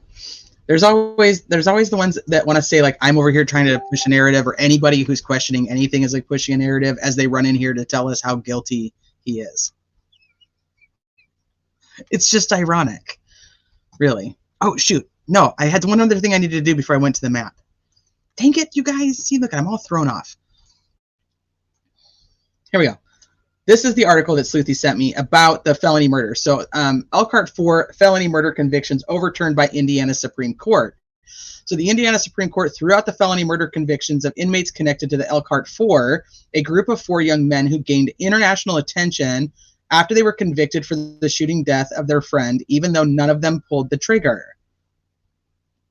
Levi Sparks, Blake Lehman, and Anthony Sharp are each serving 5-decade sentences for the death of Danziel Johnson after a botched burglary. While the state's highest court overturned the felony murder conviction, the justices ruled that they're guilty of burglary, a Class B felony punishable by 6 to 20 years in prison. The story of the Elkhart 4 began in October 2012 when 5 friends broke into a neighbor's home in Elkhart to steal some cash. Johnson was shot and killed by the homeowner. The remaining 4, who were all teenagers at the time, were charged, convicted, and sentenced for his death. Yes, because that was a felony. Under Indiana's felony murder statute, a person can be charged with murder if someone is killed while he or she is committing or attempting to commit another crime. That crime could be arson, burglary, robbery, carjacking, yes, acts that laws consider inherently dangerous. Felony murder carries the same penalty as murder, but unlike a murder charge in which intent to kill must be proven, a person can be convicted of felony murder, even if the death is accidental or unintended. The case of the Elkhart 4 brought attention to the controversial and highly criticized doctrine of criminal law. Critics say the felony murder statute goes against a basic principle of criminal law, culpability. Supporters of the statute say it's a crime deterrent that holds people accountable for committing dangerous acts that result in death. I agree. Sparks, Lehman, and Sharp appealed their convictions, arguing they shouldn't be charged with murder because they didn't intend to kill and didn't foresee someone's death. The fourth defendant, Jose, pleaded guilty to a felony murder charge and did not file an appeal. The justices in 5-0 rulings agreed with the appeals, issuing the opinions less than a year after they heard the oral arguments. The court issued two separate but similar rulings, one for Sparks and Lehman's consolidated appeal and another for Sharp's. The rulings, however, fall short of changing Indiana's felony murder statute. The Supreme Court justices denied a request in the appeal to overturn a felony murder conviction in a 1999 case. I'm just going to read this real quick.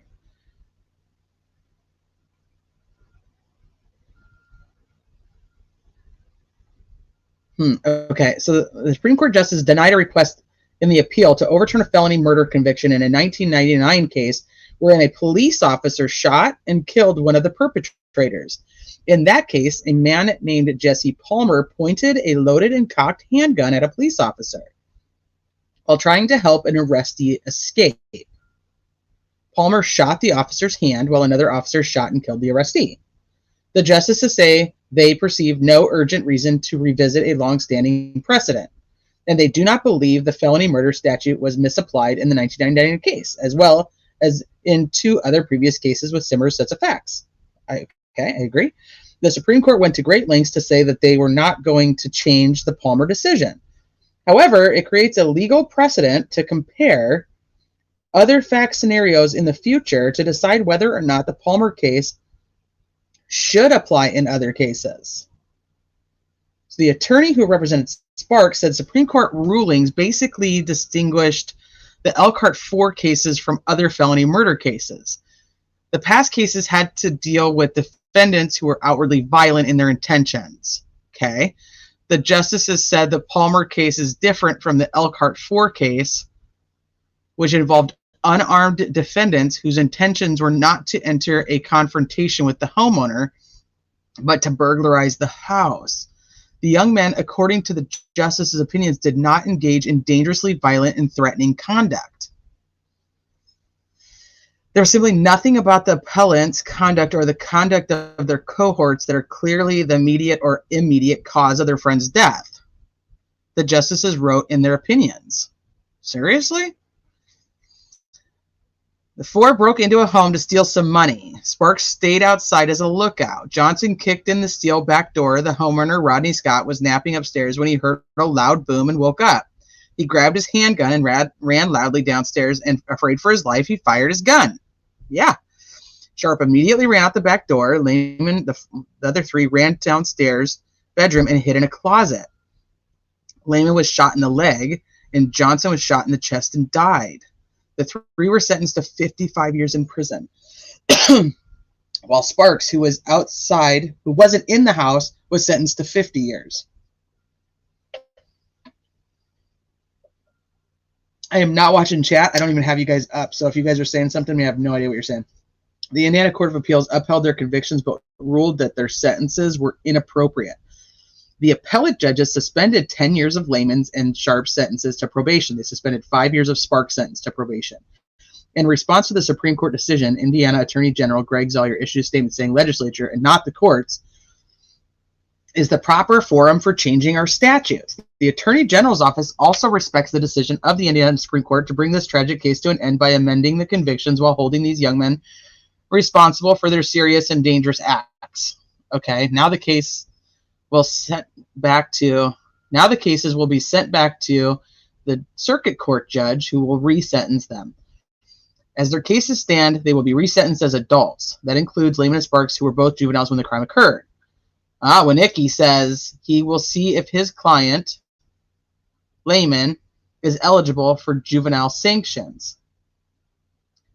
Sparks' attorney said he plans to make an argument that his client should be sentenced as a juvenile. Whether that can happen is unclear. Pleaded guilty to the felony murder. He could file out a petition. If he pled guilty to an offense for which he could not have been convicted due to process requires that it be vacated. No date for resentencing. And that's it. So this is the Indiana Supreme Court overturning a felony murder on these kids because of their intention. Let me see what else you sent, because I know you sent me something else. Because as of right now, I'm kind of in the thought process that they should have been locked up.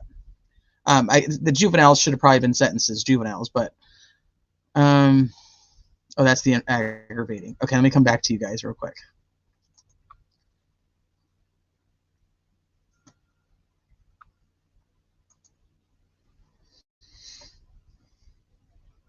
Hey, Ruckus.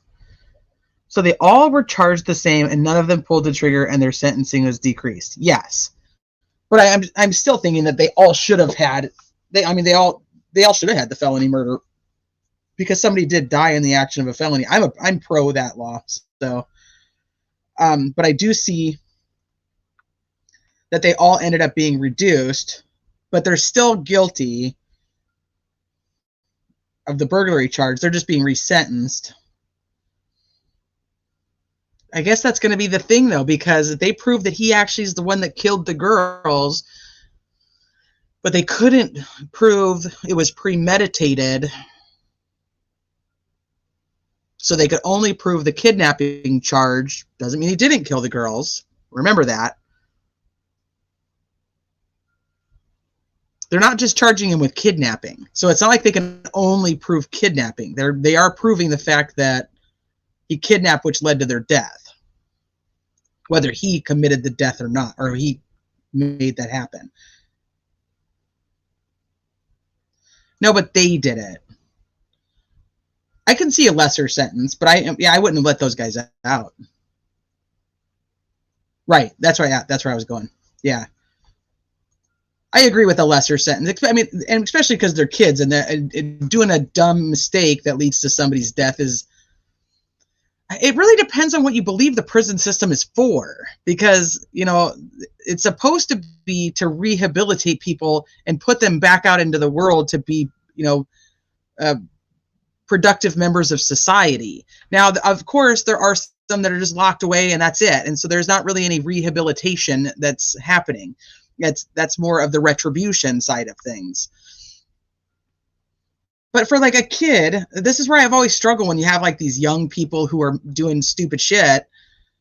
Is locking them up for 40 years, does that help? And who does that help? Do they become, they're going to come back out, they're going to be worse than when they go in.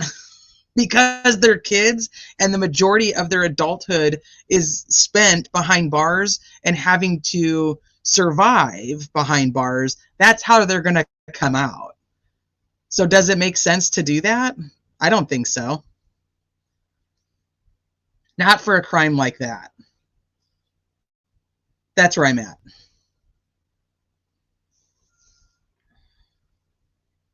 Well, if they had someone come forward saying they saw the girls at 4 p.m., then what? Tricky. Right. What's up, Bob? What's good? Well, so that's another issue I have, Sleuthy, though, is the time, that 3:57. Because even they say, well, he admitted that he was there from 1:30 to 3:30, which he didn't. He said he was there between 1:30 and 3:30. Then how does Sarah see him at 3:57? Doesn't make any sense to me. I didn't see that now.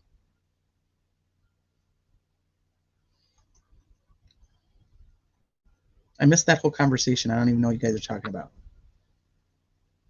No one knows who said what.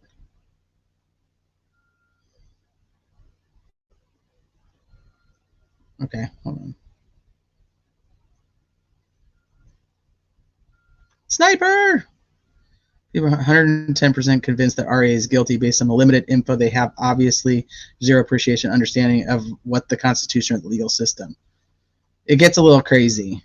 I just can't go that far yet. Hey, Ariel.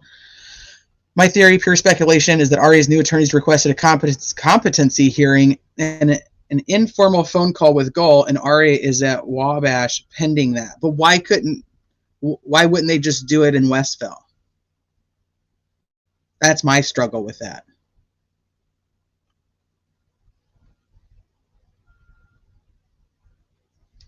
Right, Remy. So that's where I'm at with this whole thing and why we were talking about it to begin with, because if they can only prove that he went there with the intent to kidnap, which led it to the girls' deaths, why the hell does somebody who's going there to kidnap anybody park all the way over there at the CPS building? How does he plan on getting the girls all the way to his car at the CPS building?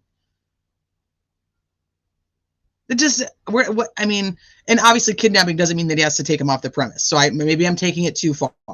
And the kidnapping is just in the control. But what's he going to do with them then? Was there another plan? I don't know. This is where that whole confusion comes for me. Okay, let me pull this back up now. Now, so Richard Allen lived over here in this area. Cody Patty's baby mama, we'll just say that, also lived in this area. Now, here is, what did I do to the map? Did I make it all a mess? Jackie probably sent me her nice one, and I haven't even looked. So here is the transfer, the Carroll County transfer station that Ron Logan went to. Right here. So you can see, this is not a very big town. I mean, we're not looking at like a huge area. The interesting, here's where Abby's house was. Look at how close it is to everything else. Here's where Teresa Liebert was. And she sees, you know, the guy that looks somewhat similar to Elvis Fields. Here's the Weber property. They actually have quite a bit of property. Which was actually not the Weber property to begin with, but that's what we call it now. And here's your bridge. So then you go down, down the hill. Okay. So I want to show you guys. Oh, I need to change the time. Give me a second. We need to go back to 2017 because that's important.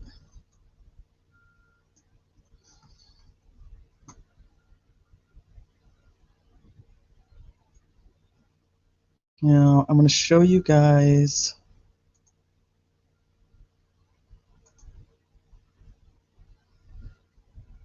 Maybe.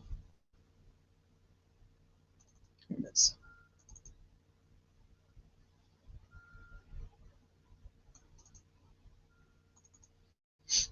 Because this is what I want you guys to pay attention to when we go through this. There is this path. I should have switched this around. So looking at the map I just showed you guys, you see here's Weber, here's more Weber, all right here. That way, over to your right would be like Teresa Liebert's area. Hold on. Oh, thank you, True Crime Web. I sent you an email, FYI, just whenever you have a chance. I know that you've been busy with life.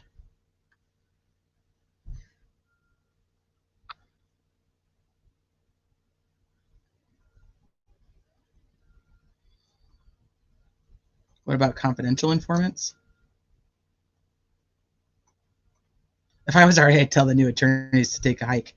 We don't necessarily know that those guys aren't going to do their very best for him because it is, I mean, it's a career-making case. They could, if they win, and they actually, let's say they do, you know, conversate or collab with the old attorneys, I mean, I don't know. They could. Anyway, okay, so I want you guys to pay attention to this. So this is Weber. You can see the bridge here. This would be, here's your cemetery. I just want you guys to be able to get your bearings on where we're at. Okay, pretty good. There is a path that goes as they're walking down the trail from Mears parking lot, right? There's a path that goes along the woods on this side of the creek. Here is your crime scene. So here they would come. It says down the hill. They go down here, go across. That's the general theory, right? Okay. So this is what I tell you guys about with that Daniel Pearson kid and why I struggle with that him saying that he saw a flannel shirt guy. So let me go back to my map.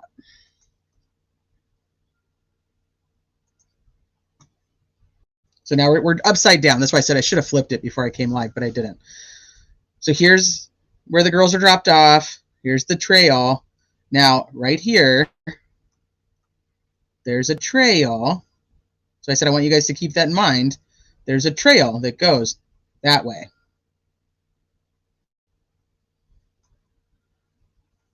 Okay. Now, Daniel Pearson had said that him and his girl, his friend that was a girl, his girlfriend, were walking. They're walking towards the bridge, going towards the bridge.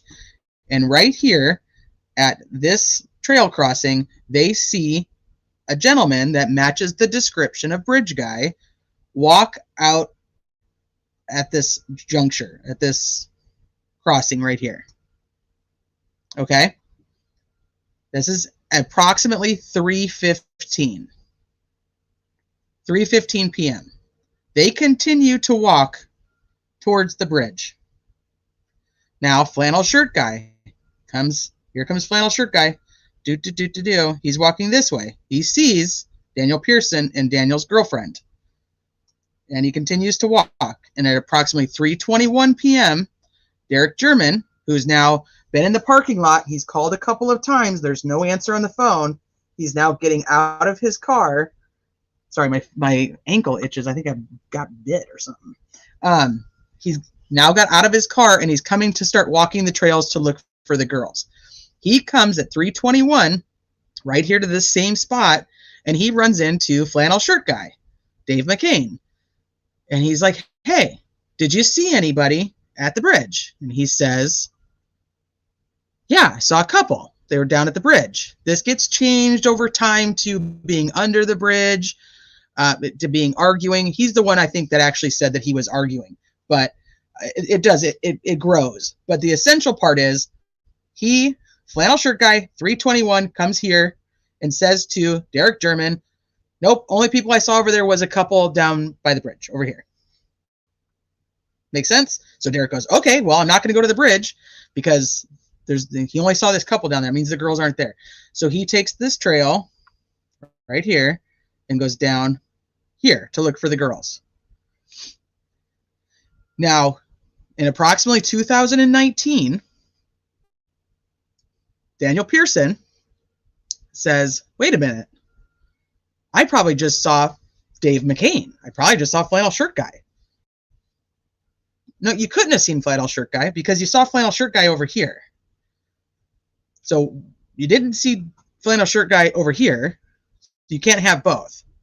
You didn't see him twice. You saw him here, and you can tell the way that they're walking. So if he sees somebody here at 3:15, he's walking this direction, sees flannel shirt guy, because now flannel shirt guy is walking this direction at 3:21. He runs into Derek German. So, and remember, there's a path. Dun, dun, dun, dun, dun. Like that. It's already created. It's not huge, but it is there in the woods. So I'm going to show you guys a video.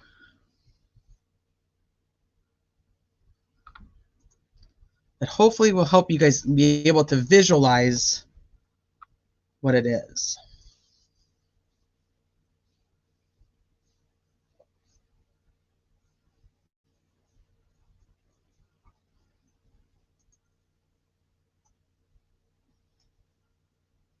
I think something bit my freaking ankle. Why can I not find you? I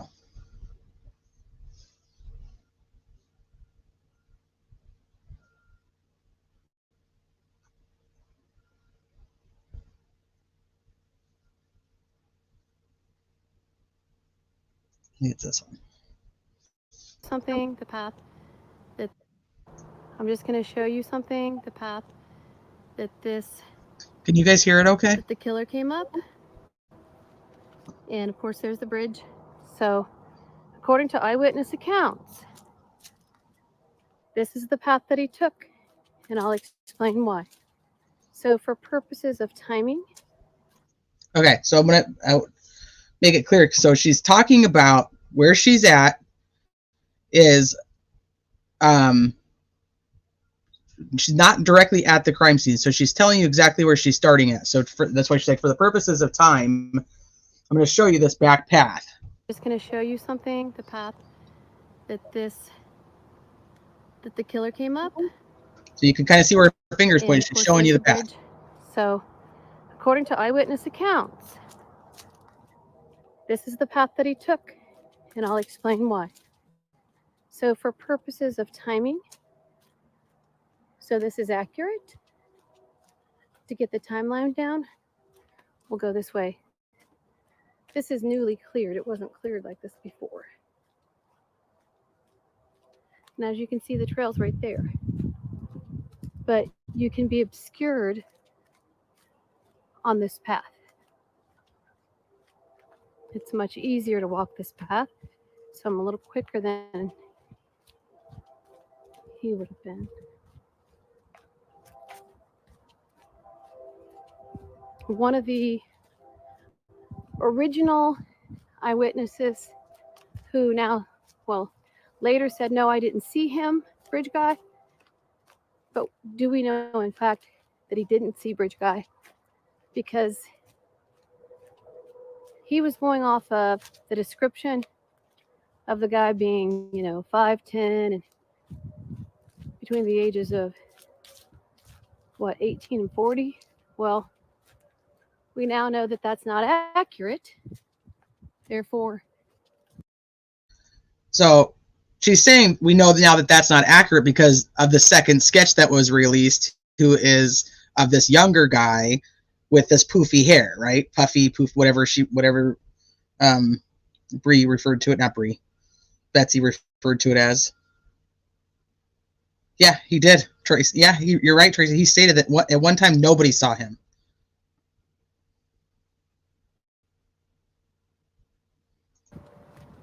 it may be possible that he indeed did see Bridge Guy Hey, Steffa. when he was with his girlfriend. It does. It starts By at the the trail it starts at the north side of the bridge. Yeah. So it starts at the north side of the bridge, but it does go all the way around. It goes all the way around to the crime scene. You've been there, right? Yeah. So Doug Bryce and I both have an accounting about that eyewitness event, which I'm going to show you.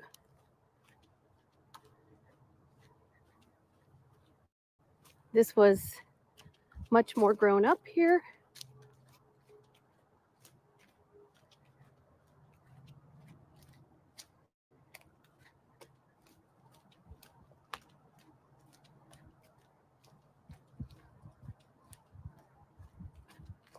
There were blue flags that were set up by law enforcement early on. I talked with one of the people that helped set up these blue flags of the guy's path back. Okay. So, Oh yeah, I remember you talking to me. I remember you showing me the big ravine. I think I have. Speaking of, I have a picture of it. So, but I'm going to show you another video after this, so that I think it'll help because, like I said, I'm trying to get you guys the lay of the land without actually being there. I don't believe that he would expose himself here when I actually walk the path that I think he walked, which would be a little more difficult. So I'm going to do that now. Which, sticker bushes. Although for purposes of not getting stuck, I may have to stop right here.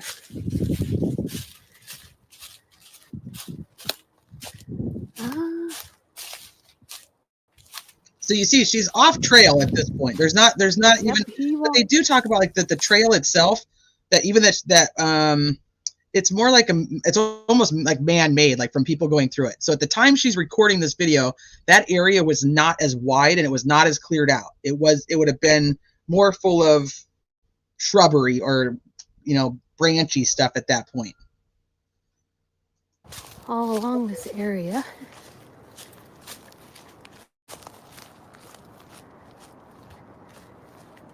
And then according to one of the eyewitnesses. I'm walking along here for the purpose of not getting stuck. But that he kind of walked along here in the woods.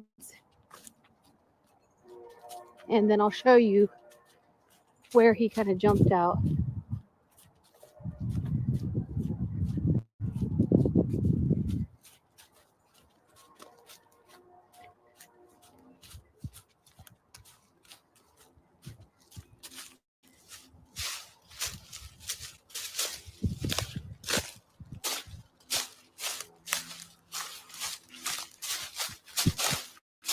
Because there's the trail split, you have to jump out. But he jumped out. I'm jumping out early.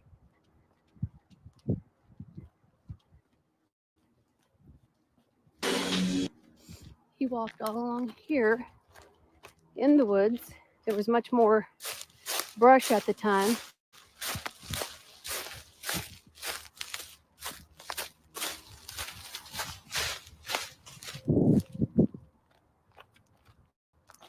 She's walking towards the trail crossing, where the trails cross. Then, all of a sudden, he comes out of the woods because there's the trail split right there. Comes out of the woods. Here's your trail split, trail crossing. The eyewitness. To the right, is the Mears parking lot that it's referred to as the Mears parking lot, right? His girlfriend that came onto the trail passed him. So it comes back onto the trail right here at the split, and then just goes back on the trail. And remember, Daniel Pearson is walking towards point right there. Towards the bridge the other way. And they passed him. They're going that way. So she's trying to show you, like, he comes out, and then he comes out, and here's where they pass him, right before that trail split. Does that kind of make sense? I'm just going to show you. This is according to Daniel Pearson. So I'm going to show you another video. First let me see what you guys are thinking here.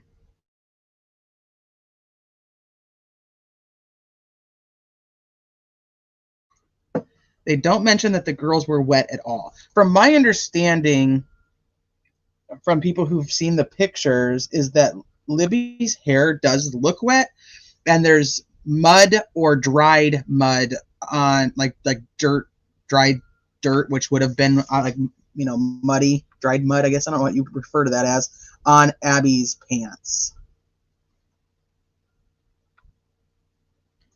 My past mixed up. They do not connect. Okay, well, I'm going to show you this video and then tell me that I have them mixed up, because I'm confused. Let me show you this next video first, because this is where they connect. They connect right there at the north side of the bridge. One goes towards the crime scene, and one goes towards the trail split.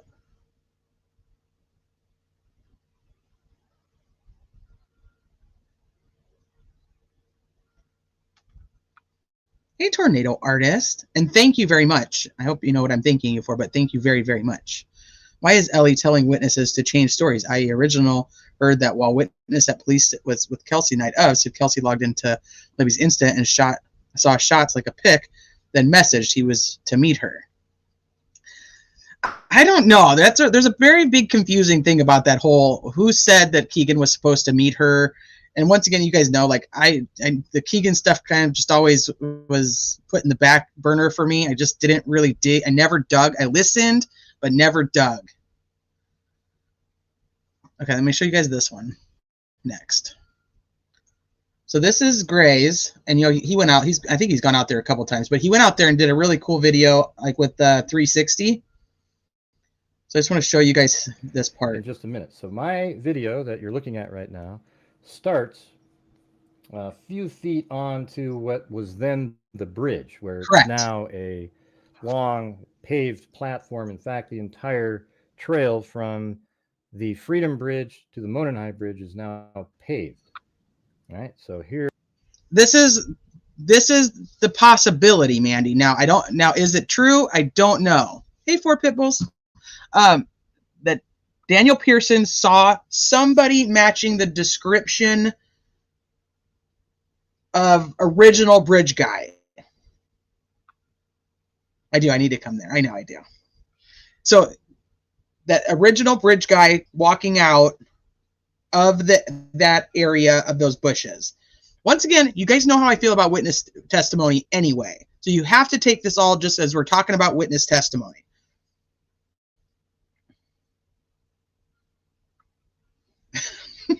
Stefan, I remember you telling me that. You're like, I would walk alone. So this is just another person. We know this person did create a sketch. Do we have access to that sketch? I don't know, because we have these two other sketches that are put out into the world that are kind of deemed to be Teresa Liebert's, which I think that one is. But then there's this other one that I don't know if it's Riley's or if it's, I don't know whose it is, because we know there's more sketches still. Those are not the only 4 sketches that were done in this case. Okay, so I want you guys to kind of see exactly where everything is. Like now, if I look down on the ground, there's the start of the old bridge right there where the color changes there. Standing on the bridge. And let's start walking. And just past. And remember, so he's there. It's a lot greener than it was. Here, you'll turn to the right and go up into the woods, and you can see again it even goes uphill, just like the old video that I this is from 2017. Let me show you guys. Show you guys on the map exactly where this is. So remember, the down the hill is over here. This is happening right here. This is on this side of the bridge. So Gray is on the bridge walking northwest, I guess you'd say. He's the north side of the bridge. And this is where he's going to take you.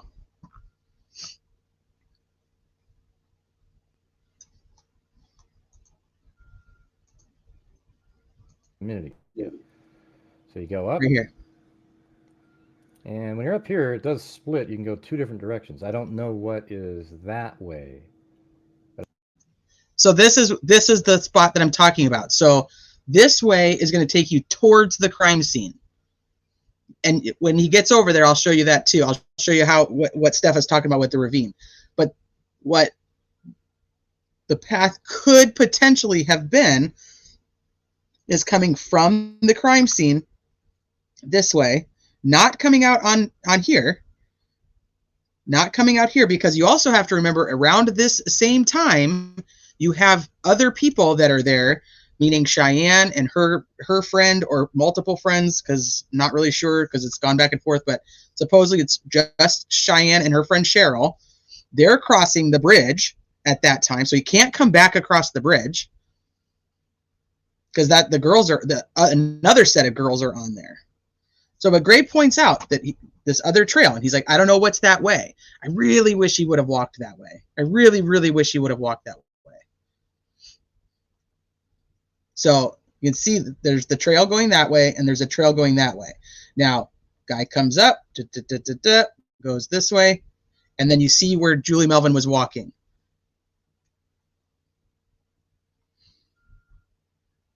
I was going to email you actually and ask you if is it okay if I play those? I don't want to just you put a lot of work into that stuff. And I was going to email you and ask you that. So just I'm totally okay if the answer is no. You put a lot of work into those. So here, so then you can see this would be the area. It's obviously much greener at this time. The path on the left you can take from the crime scene, and it's almost parallel but closer to the field and leads out to the field. Right. So I can show you. I'll go back to the map again. It just gets kind of wonky with the bridge and everything. But you'd be able to go right along here. And so is it possible to go straight out, to just go straight out? That's a different terrain, because you see when Julie Melvin's like walking up in here, it's definitely rougher. You did? Okay, I'm going to do it then. Thank you.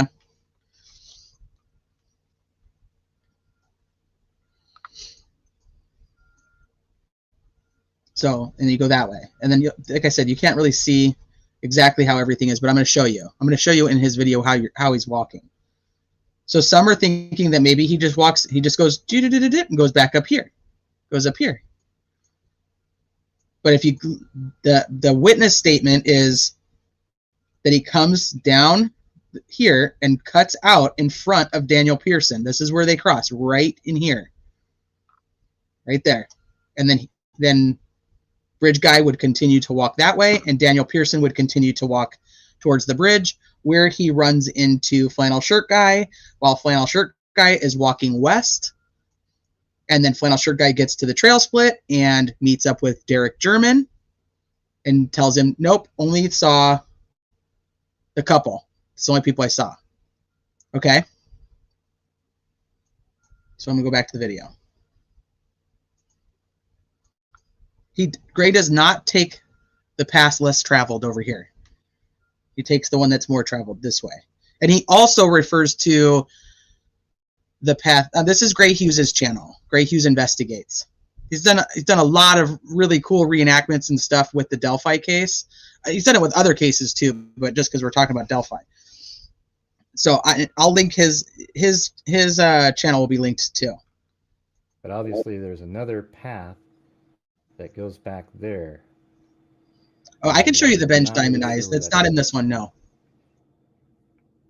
I guess we could pause it really quick and take a look at Google Earth and see where that might go. So I guess that kind of heads off in this direction somehow. As a reference, is look at all of the there. Somebody who's certain those aren't antlers. In fact, it could be this one. They're just tons of branches, probably after the storm. The storms of the winter came through. They knocked branches off. So he's walking that trail now that's running alongside the creek.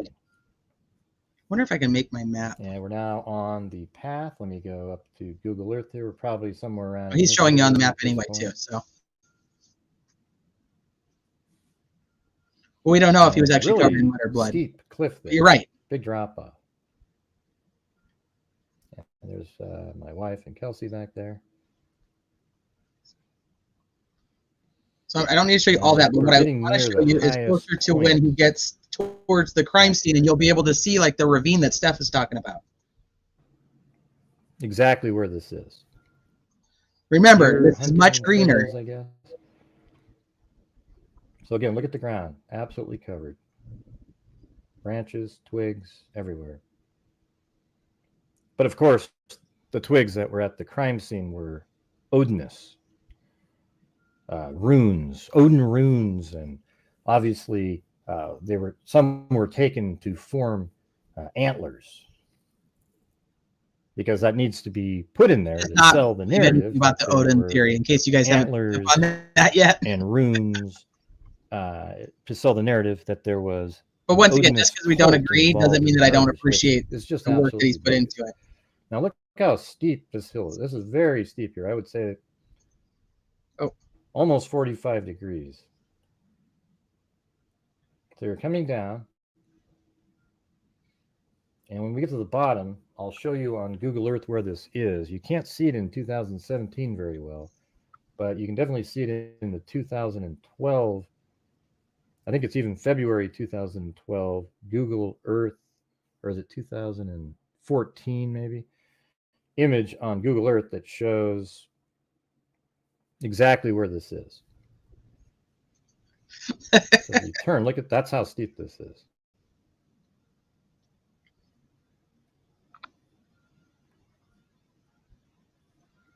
And obviously this is a ravine here. And then we're just about down to the middle of the ravine. Okay, so here we are right now. I'll just pause it right there. And then let's go to Google Earth. And this is right over in this area. You can kind of make out something going on right there differently. But if you go back to, yes, it was 2012 February.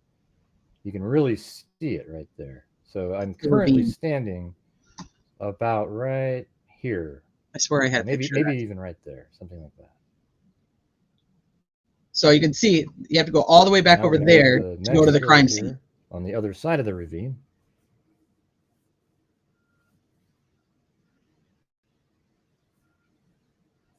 And again, branches everywhere. Now we're down in the area, getting closer to the crime scene.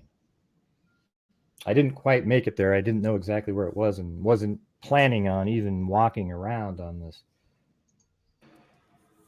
Fans are running poison oak all over the walking, and probably in the distance where this tree is back there, somewhere in that area is the crime scene. Just didn't quite make it there. But okay, so it just, like I said, I wanted to be able to give you guys kind of a layout of where you're looking at these, you know, two different, where is it at?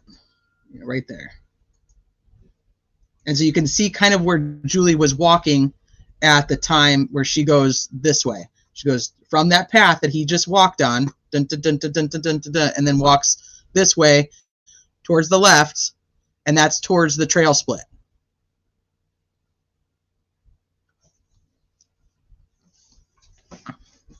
So now that puts this all over by 3:30 and puts whomever it was out back on the trails walking towards their car at the old CPS building.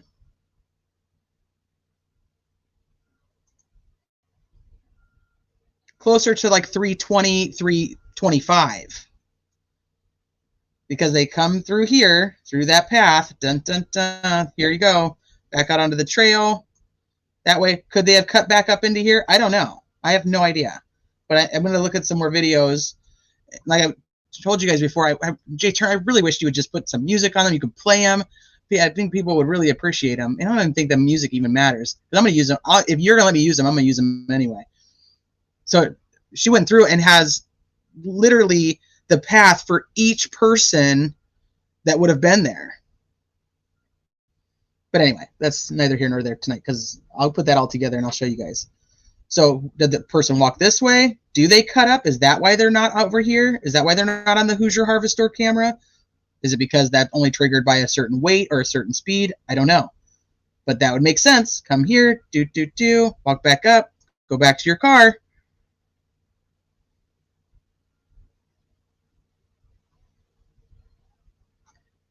All right. Hey, Kay. Set up a few branches. I see his point that there are branches everywhere, but it doesn't change the fact that these branches were placed on the girls. It's not like they were left next to the girls. If they were left next to the girls, then his point would be 100% valid. But these were put on the girls. It makes a big difference. It was, in fact, investigated. BH, I missed probably what you said. Oh, the defense didn't make up the Odinism angle. LE did. Right. And I don't even think, I don't think it necessarily was the Odinism part. What they were investigating was a group of people who practice Odinism. So the people were more important than the Odinism. I mean, it goes for that side because they were investigating, you know, Ferenczi was part of the anti-terrorist task force. So he ended up investigating these people and ties it into Delphi. So for him, you know, it wasn't necessarily like, oh, crime scene. Oh, I saw these Odin runes. And then now I'm going to go look into Odinism. It kind of went, it's two-sided because then you have the opposite side of people who are investigating the Delphi murders, like a Purdy, who's like, wait a minute, this is interesting. And then he goes and talks to Becky Patty, and Becky Patty's like, you need to look at Brad Holder. You're right. It wasn't made up. It was not made up. But I don't think they were investigating it as Odinism per se. I think they were investigating the people that were involved, and those people led them to what those people practice as Odinism, which really fits into Click's statement, where Click says, law enforcement, we're not saying that this was some type of ritualistic sacrifice. But we are saying that the people we believe to be involved are the people actually involved. So,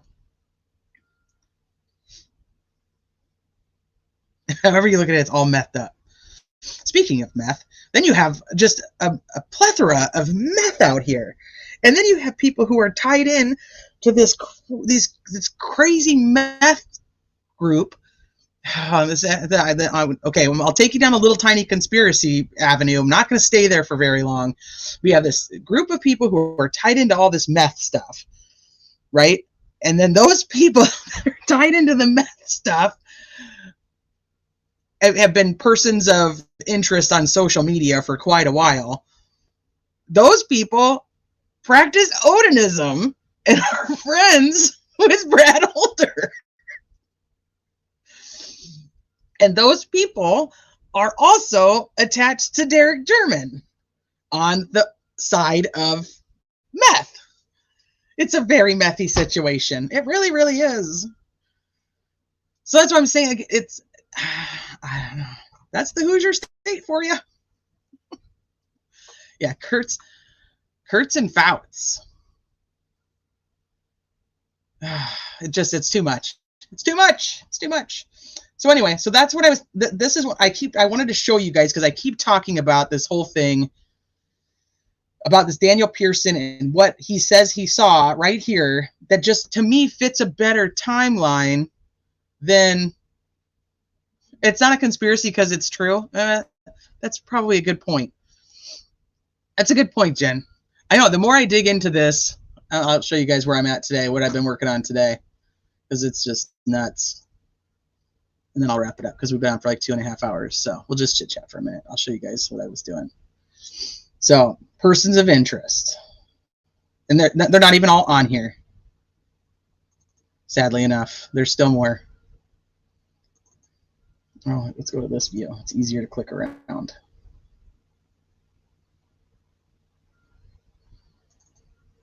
So you can go here, and you go to like Gabe Ellis, who practiced Odinism, and his friend Kyle Stacy, who also is an Odin.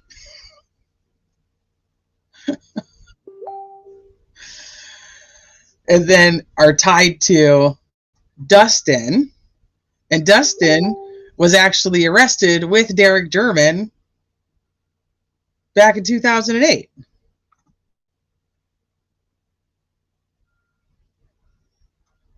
You can't make this shit up, I tell you.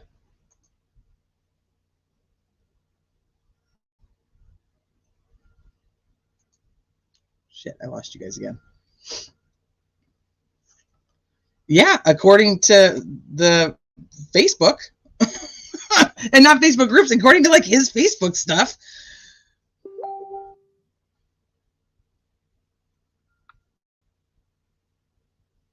See, well, that's why I ended up bringing it up, because you were talking about Kurtz and Fouts, and I was like, oh, let me show you what I was working on today. No, I don't have that yet. That's something that I'm gonna put in here, but I'm not there yet. I'm just not there yet. There's just so much to add. Yeah, the Kokomo crew. There's just so much to add. Kurtz, I worked on Kurtz today, and all his people. It's just it's like never ending. You guys, so you want to hear like a little cluster? So Garrett Kurtz hung out with Michaela. Michaela is Becky Patty's niece, right? Her adopted niece, because her brother adopted her. So then Michaela was friends with Garrett Kurtz. Michaela marries Dale, and Dale was actually Cody Patty's stepbrother on his bio mom side, because Cody's bio mom was married to Dale Babcock Sr. Dale Babcock and Jessica Babcock get a divorce right after, because I don't know. I can't say because I don't really know why. But she's his ex-wife, and right after the murder, she says she's very emotional and she's known Liberty. She's had the FBI at her house. The state police were here or at her house. They're going door to door, and she files for divorce shortly after, and he marries Michaela, who was married to another guy, and that other guy marries or ends up dating. I don't even know if they got married. So like they swap spouses and go, and then Jessica ends up with Michaela's ex. But Michaela is kind of somewhat in a weird way related to Dale, but not biologically. Yeah. It's a lot. So yeah, try put that all in here to make it make sense for somebody who's going to read it that has no idea what the hell I'm talking about. I was trying to put this in here today, and I'm like, how am I going to put this in here where anybody even understands what the hell I just said? So that's where I'm at. And then we got Mr. Fouts. This was the judge who ended up having to resign because he was caught with an escort, and then the escort had a channel and was talking, and the escort's sister was talking, and this is the judge that actually sentenced Ron Logan and is now like other people's attorneys because he had to step down as a judge. It's a fucking crazy as shit. That's why I had to put it all in here, because I can't keep track of it.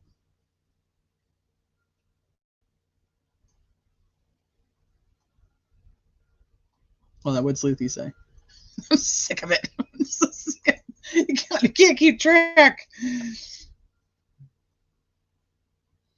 The Catholic Church outlaw pedophilia publicly. They think like we're gonna find another religion.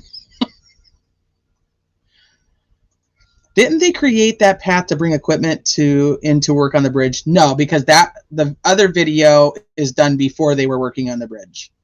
The other videos are. Those paths were there already.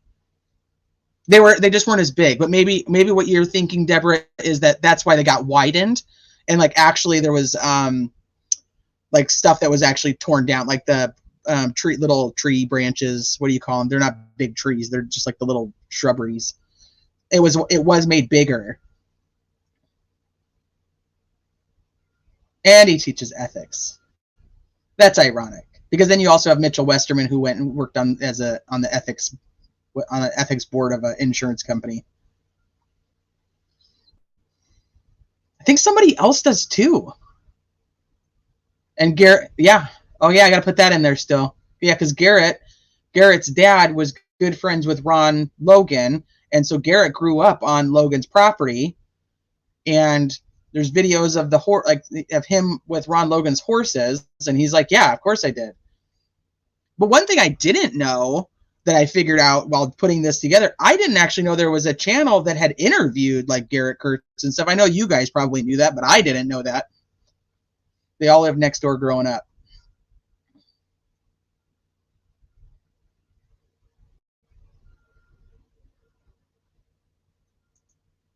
Is it Trekker or Trexler? I may have that wrong then, if it's Trekker, because I think I put Trexler. Do I have JW? Which one's JW? You gotta tell me a name. I can't do the initials anymore.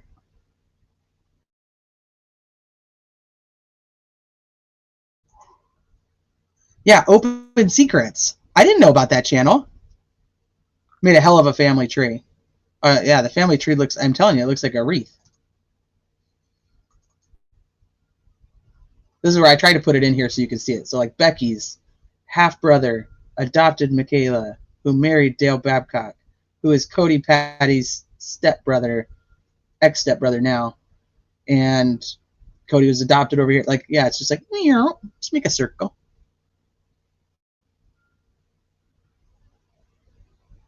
Trexler. It is Trexler. Okay, thank you. Well, then you have to throw in Mercedes, who shows up on the Down the Hill episode, and the only time she's on there is to say that the cops came and investigated her husband because of who his friends are. That's literally the only thing she's on the Down the Hill episode to say. Like, it was weird. I'm like, why? What? And then you got Jessica Babcock who's saying the same thing. Like, they came, they searched my house.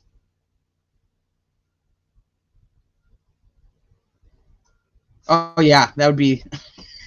You take one, you get them all. Libby's cousin, Diamond Eyes. Let me see. You have some the privilege of your presence on some channels, like SI today. You did. No one places Odinist near the crime scene or Monon High Bridge. No, but I think the whole thing was the wannabe Odinists were placed there. Hey, Zero Cool, what's up? I am. They can still hear you even if you whisper like that, I bet. She wants to know what, like, if I'm going to make dinner. What's SI? Oh, I know what that is.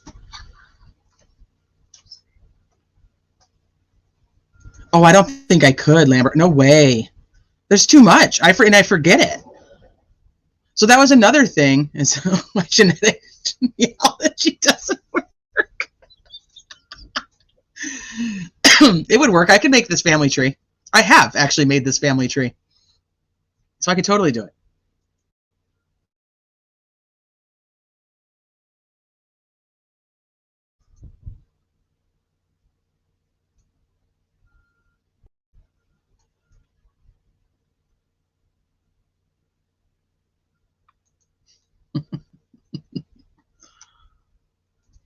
What about McClellan and his ties to the Germans? Is it in there? You can ask for it. Yeah, I have that. So he's down here in the corner. Let me pull the comment down. So yeah, he's down here in the corner. So here's Nick, whose dad is Stephen, whose brother is Michael, who used to be married to Terry, who's now married to Libby's dad, Brad. Yeah, he's on here. There to there to there to there to there. It's a tentacle tree. Nah, there's a lot of tentacles.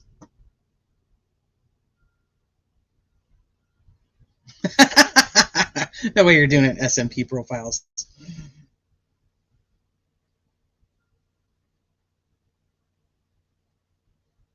Where exactly do the 315 and 321 times come from, and are they solid? It may not matter, but they don't quite jive. Okay, so the 315 comes from that witness, so you have to take that. The 321, this one's tougher, to be honest with you, because their timelines have changed a lot, and this is from the family's interviews. So, but if you take the, I think I actually might have it in here. Let me see if I do. Most of my timeline stuff I've been working on like a Google Doc, so I don't have everything in here.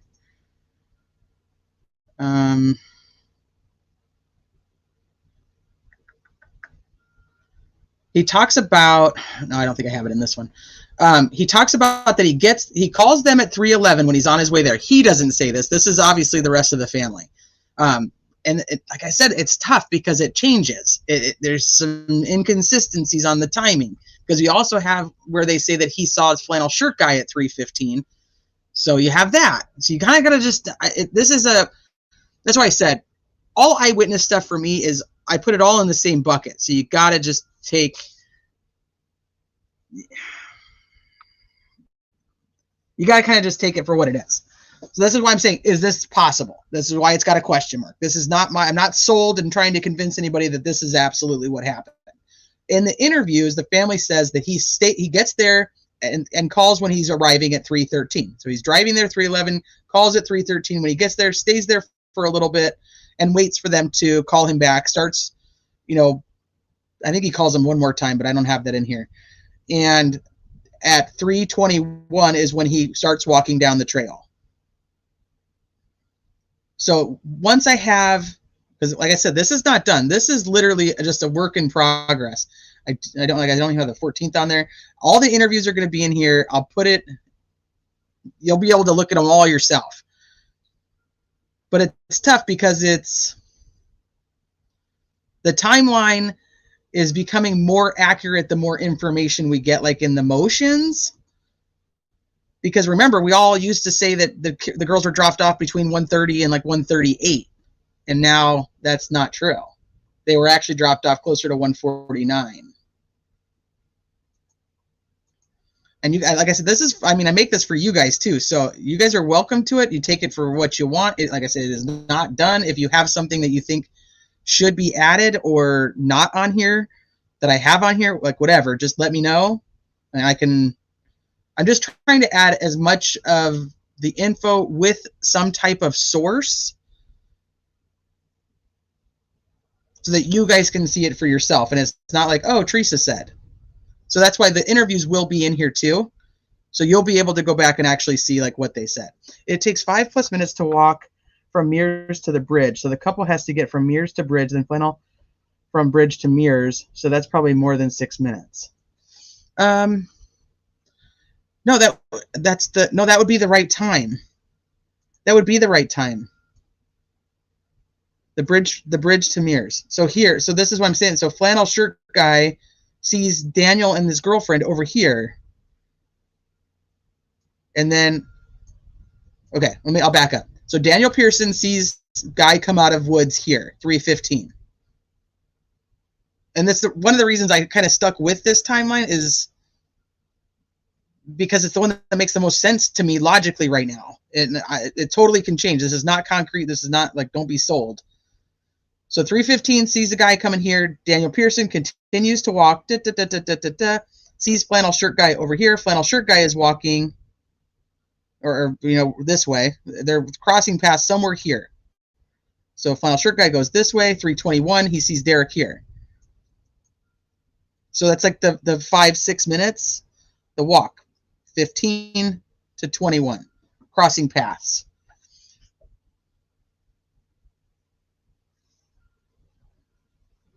Yeah, right. Does every person have a mugshot? A lot of them do. A lot of people have a mugshot. Not all, though.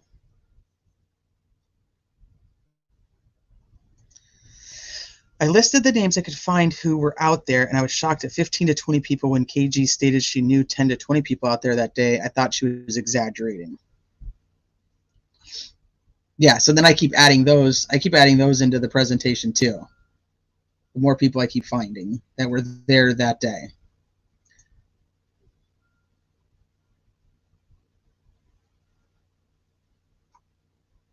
I mean, do they really expect us to believe Richard Allen took those girls off the bridge across the creek in the dead of winter and left them like that all between 2 and 3?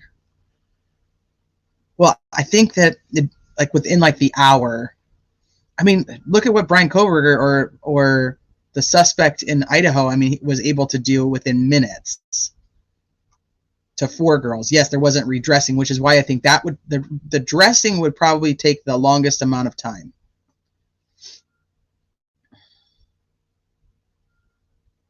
Daniel Pearson, yeah.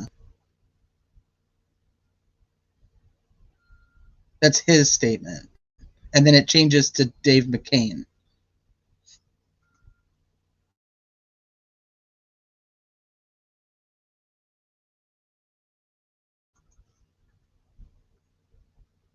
That's what the Milky Way actually looks like.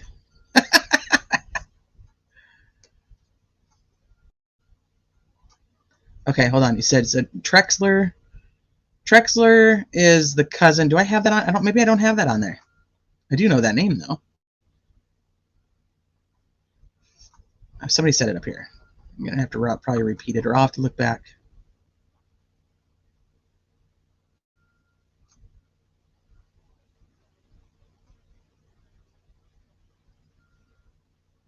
Oh, I have him on here too. He's in here.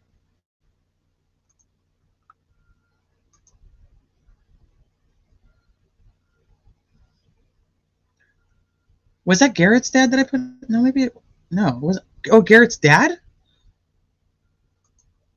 I have Mark Palladino is Jason's dad. Is that the Mark, or is there another Mark? See?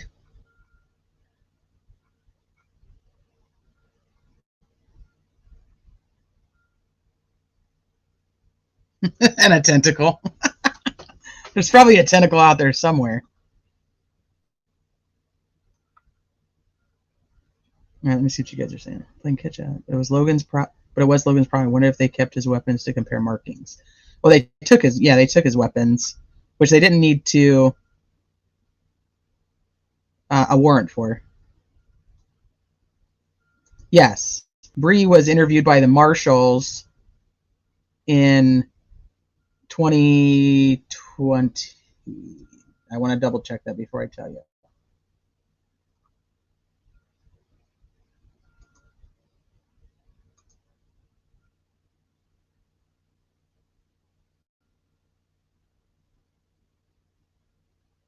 Bree was interviewed by the marshals in August of 2020.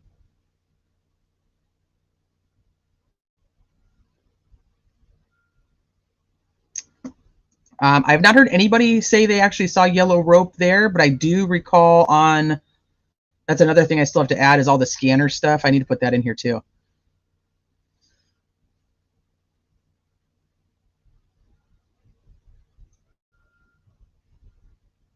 In Northern Light.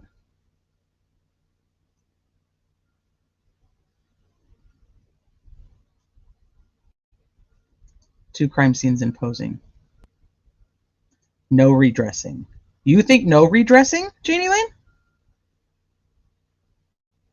My theory of the crime is the bridge was selected as a trap and the crime planned out to minimize exposure and evidence left behind. That's what I've thought. I thought the person planned the crime and the victims were opportunity. That's kind of where I've landed.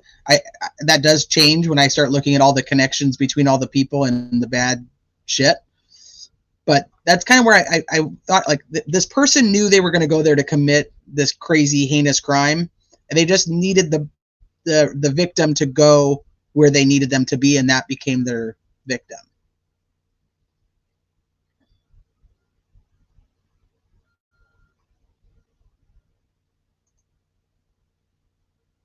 Mark Palladino is Jason's uncle. Curtis Palladino is Jason's father.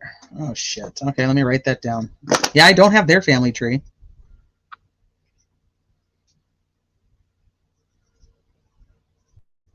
Mark is Jason's uncle. And Mark's brother is Curtis.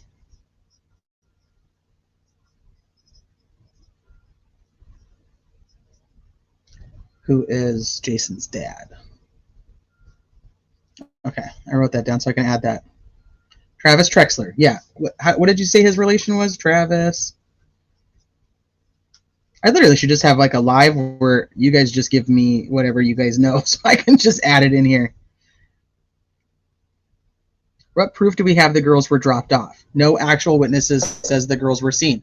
One girl states she saw two girls that looked like, yep, 20 people at the trails and no one sees them. Yep. Absolutely. Weird. Trexler's KK's cousin. Oh, that's why I don't have him on here yet, because I haven't done KK. He's not done yet. I haven't got there yet. Some of the bigger ones take quite a while. Okay, and right now he's empty. I have a folder of him. That's probably why I have that. But I don't have him on here yet. So Trexler is KK cousin.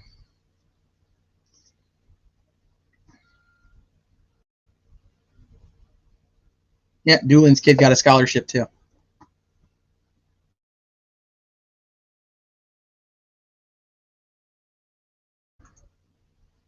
Sure could have. Yep, I agree with you. But if another scene, they would know somehow via law enforcement that every had completely left the area of where they were searching. I am not sold that the girls were taken anywhere. I believe it happened right there. Do I think it's possible? Yes, but there is technically a larger crime scene or a secondary crime scene, however you want to refer to it, because they're very close together, and they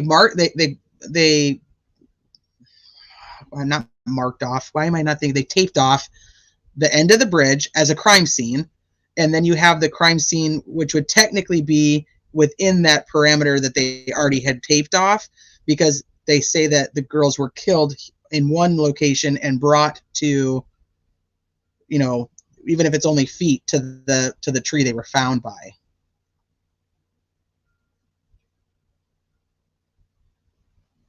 I think the plan was to do it fast. Everyone can have their own theory of the crime. That's just where I come out looking at all the facts we've been told. Yeah, I think that was the plan too. I think that's where I'm at too. A premeditated crime, victims of opportunity.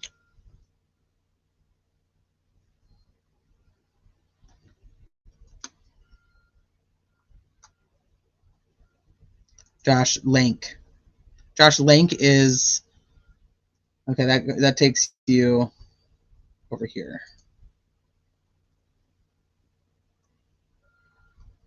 So Derek's sister Tara was married and ultimately divorced Josh Lank. She then married Amanda Duvall, not related, as far as I can tell so far, to Jimmy Duvall.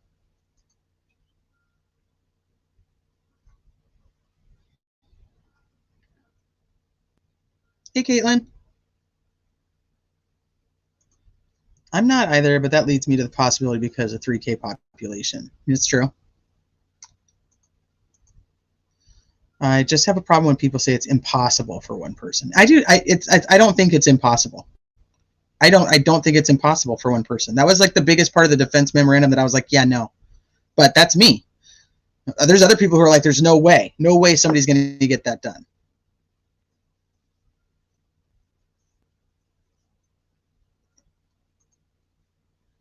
The clue to me is not the bridge. FBI detectives indicated the girls were staged, meaning the attack happened at the park. Tara's party house, 20 witnesses in the area, and nobody saw anything. There's also that interesting comment about the fact that they never refer to the girls being on the bridge or abducted at the bridge. They always say at the trails. Now, I don't know if locals would refer to the bridge as part of the trails.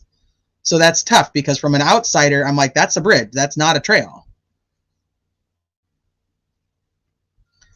The crime scene starts at the end of the bridge where the girls were abducted. Told you, yes. That's why I'm like, so you depending on, because it's all such a close vicinity, but it would be like an initial crime scene and then like a secondary crime scene. Doesn't mean that the secondary crime scene has to be like miles away. I just feel like if they did take them somewhere else, it would be really odd to bring them back right there.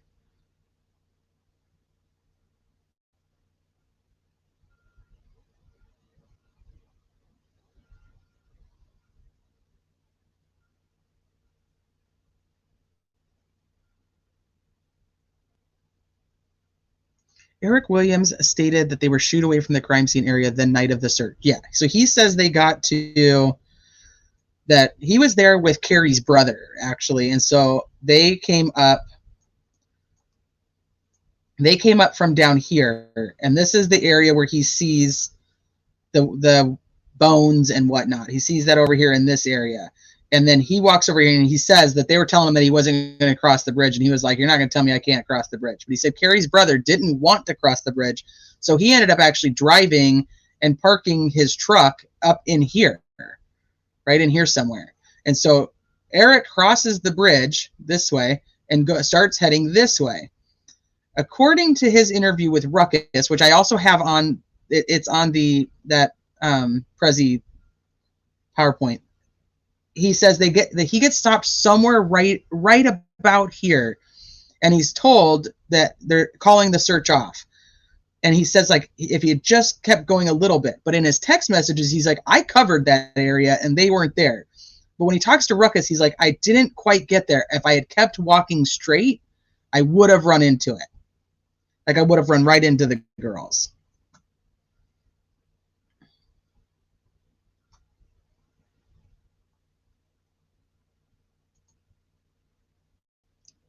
Most people were not searching that side of the bridge across the creek. Yeah. Right. Well, that's because they can't prove it. But I mean, it's interesting because Earl's dad has been gone for many moons. Yeah. Nick Edwards with Ashley Garth. I don't think I have Nick Edwards on there. I'll write it down so I can look into it.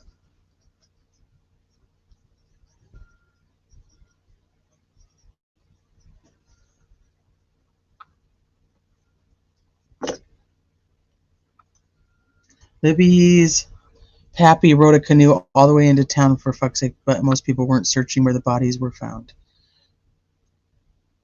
Did he write? He rode a canoe? I thought he took his ATV out there. Maybe I'm thinking about somebody else. Yeah, Bree got one of the girl scholarships. I think the victims were chosen, the girls on that bridge, to meet Anthony Schatz. Either Keegan or Tony showed up.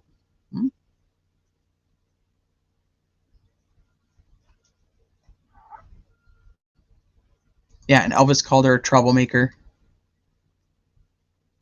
Kay, last I knew she was. I'm not aware that they're not together.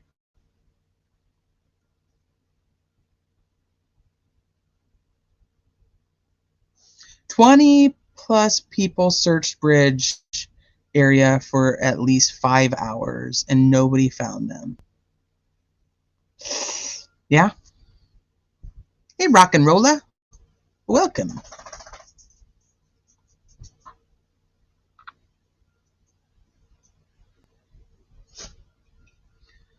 Oh, why do I think that they wouldn't bring him back out there? I don't. It's just so weird because that's not common. You don't see abductions and then them killed and then brought back to where they were abducted from.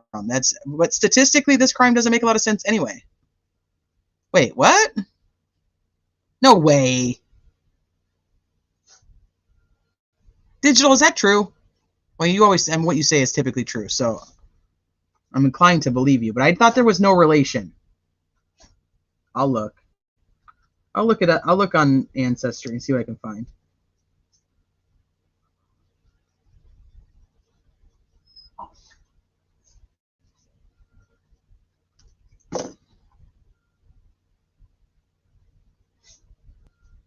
Yeah, statistics.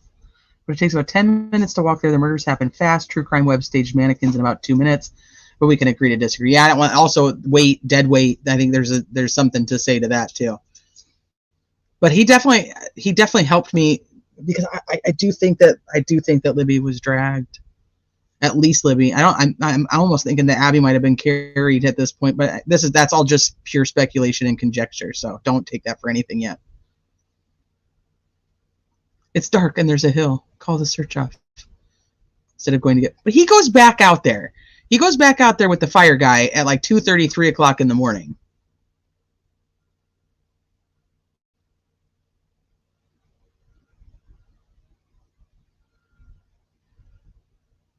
Ah. Dun, dun, dun. Okay. Thanks, guys. Okay, I'm going to wrap it up. I got to go cook some dinner for the family.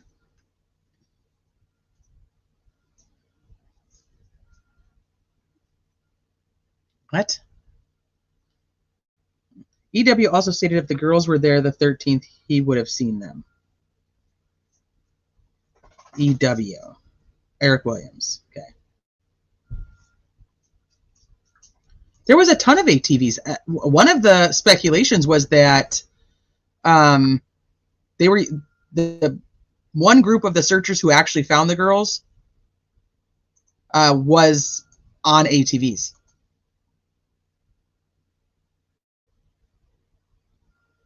That's the link to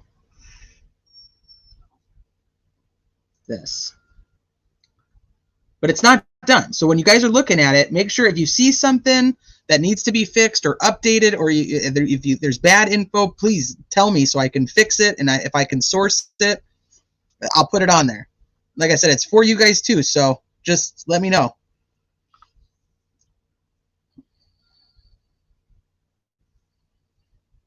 See, that's what I was thinking, though, because they say that they do find hairs and fibers. That's exactly what I was thinking, Marissa.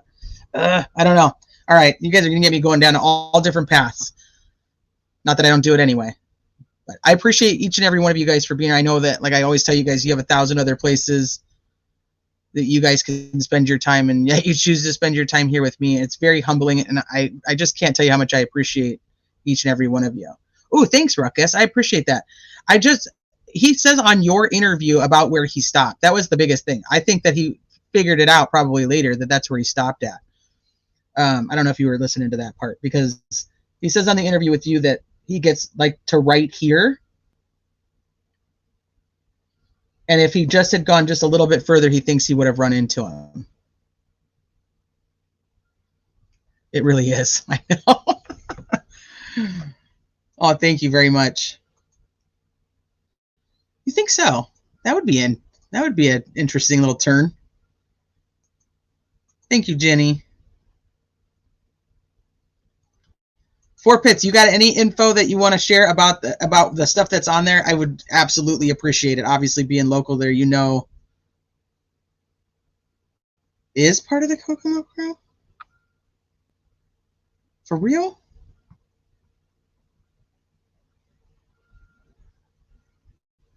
Oh, I didn't know that. I'm going to write that down. Then I'm really going to go. I got to go make dinner.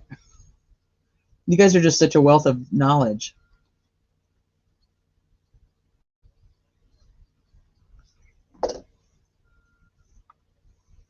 MP canoe. Oh, Mike Patty was in the canoe. I was talking about Brad German.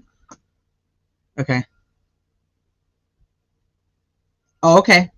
Make sure that you record it so we can see. I want to see how far away he believes that he stopped, because I don't think he made it all the way there. I think he thinks that he would have made it there if he hadn't been stopped. But that's just my interpretation of what he said. But go, you guys enjoy your night. Lead with love. Thank you so very much. That's very kind of you. I appreciate that. You guys go enjoy the rest of your Friday night. Enjoy your weekend. I will be back on Monday. What we're going to talk about, nobody knows as the Delphi world turns, but I will see you guys Monday.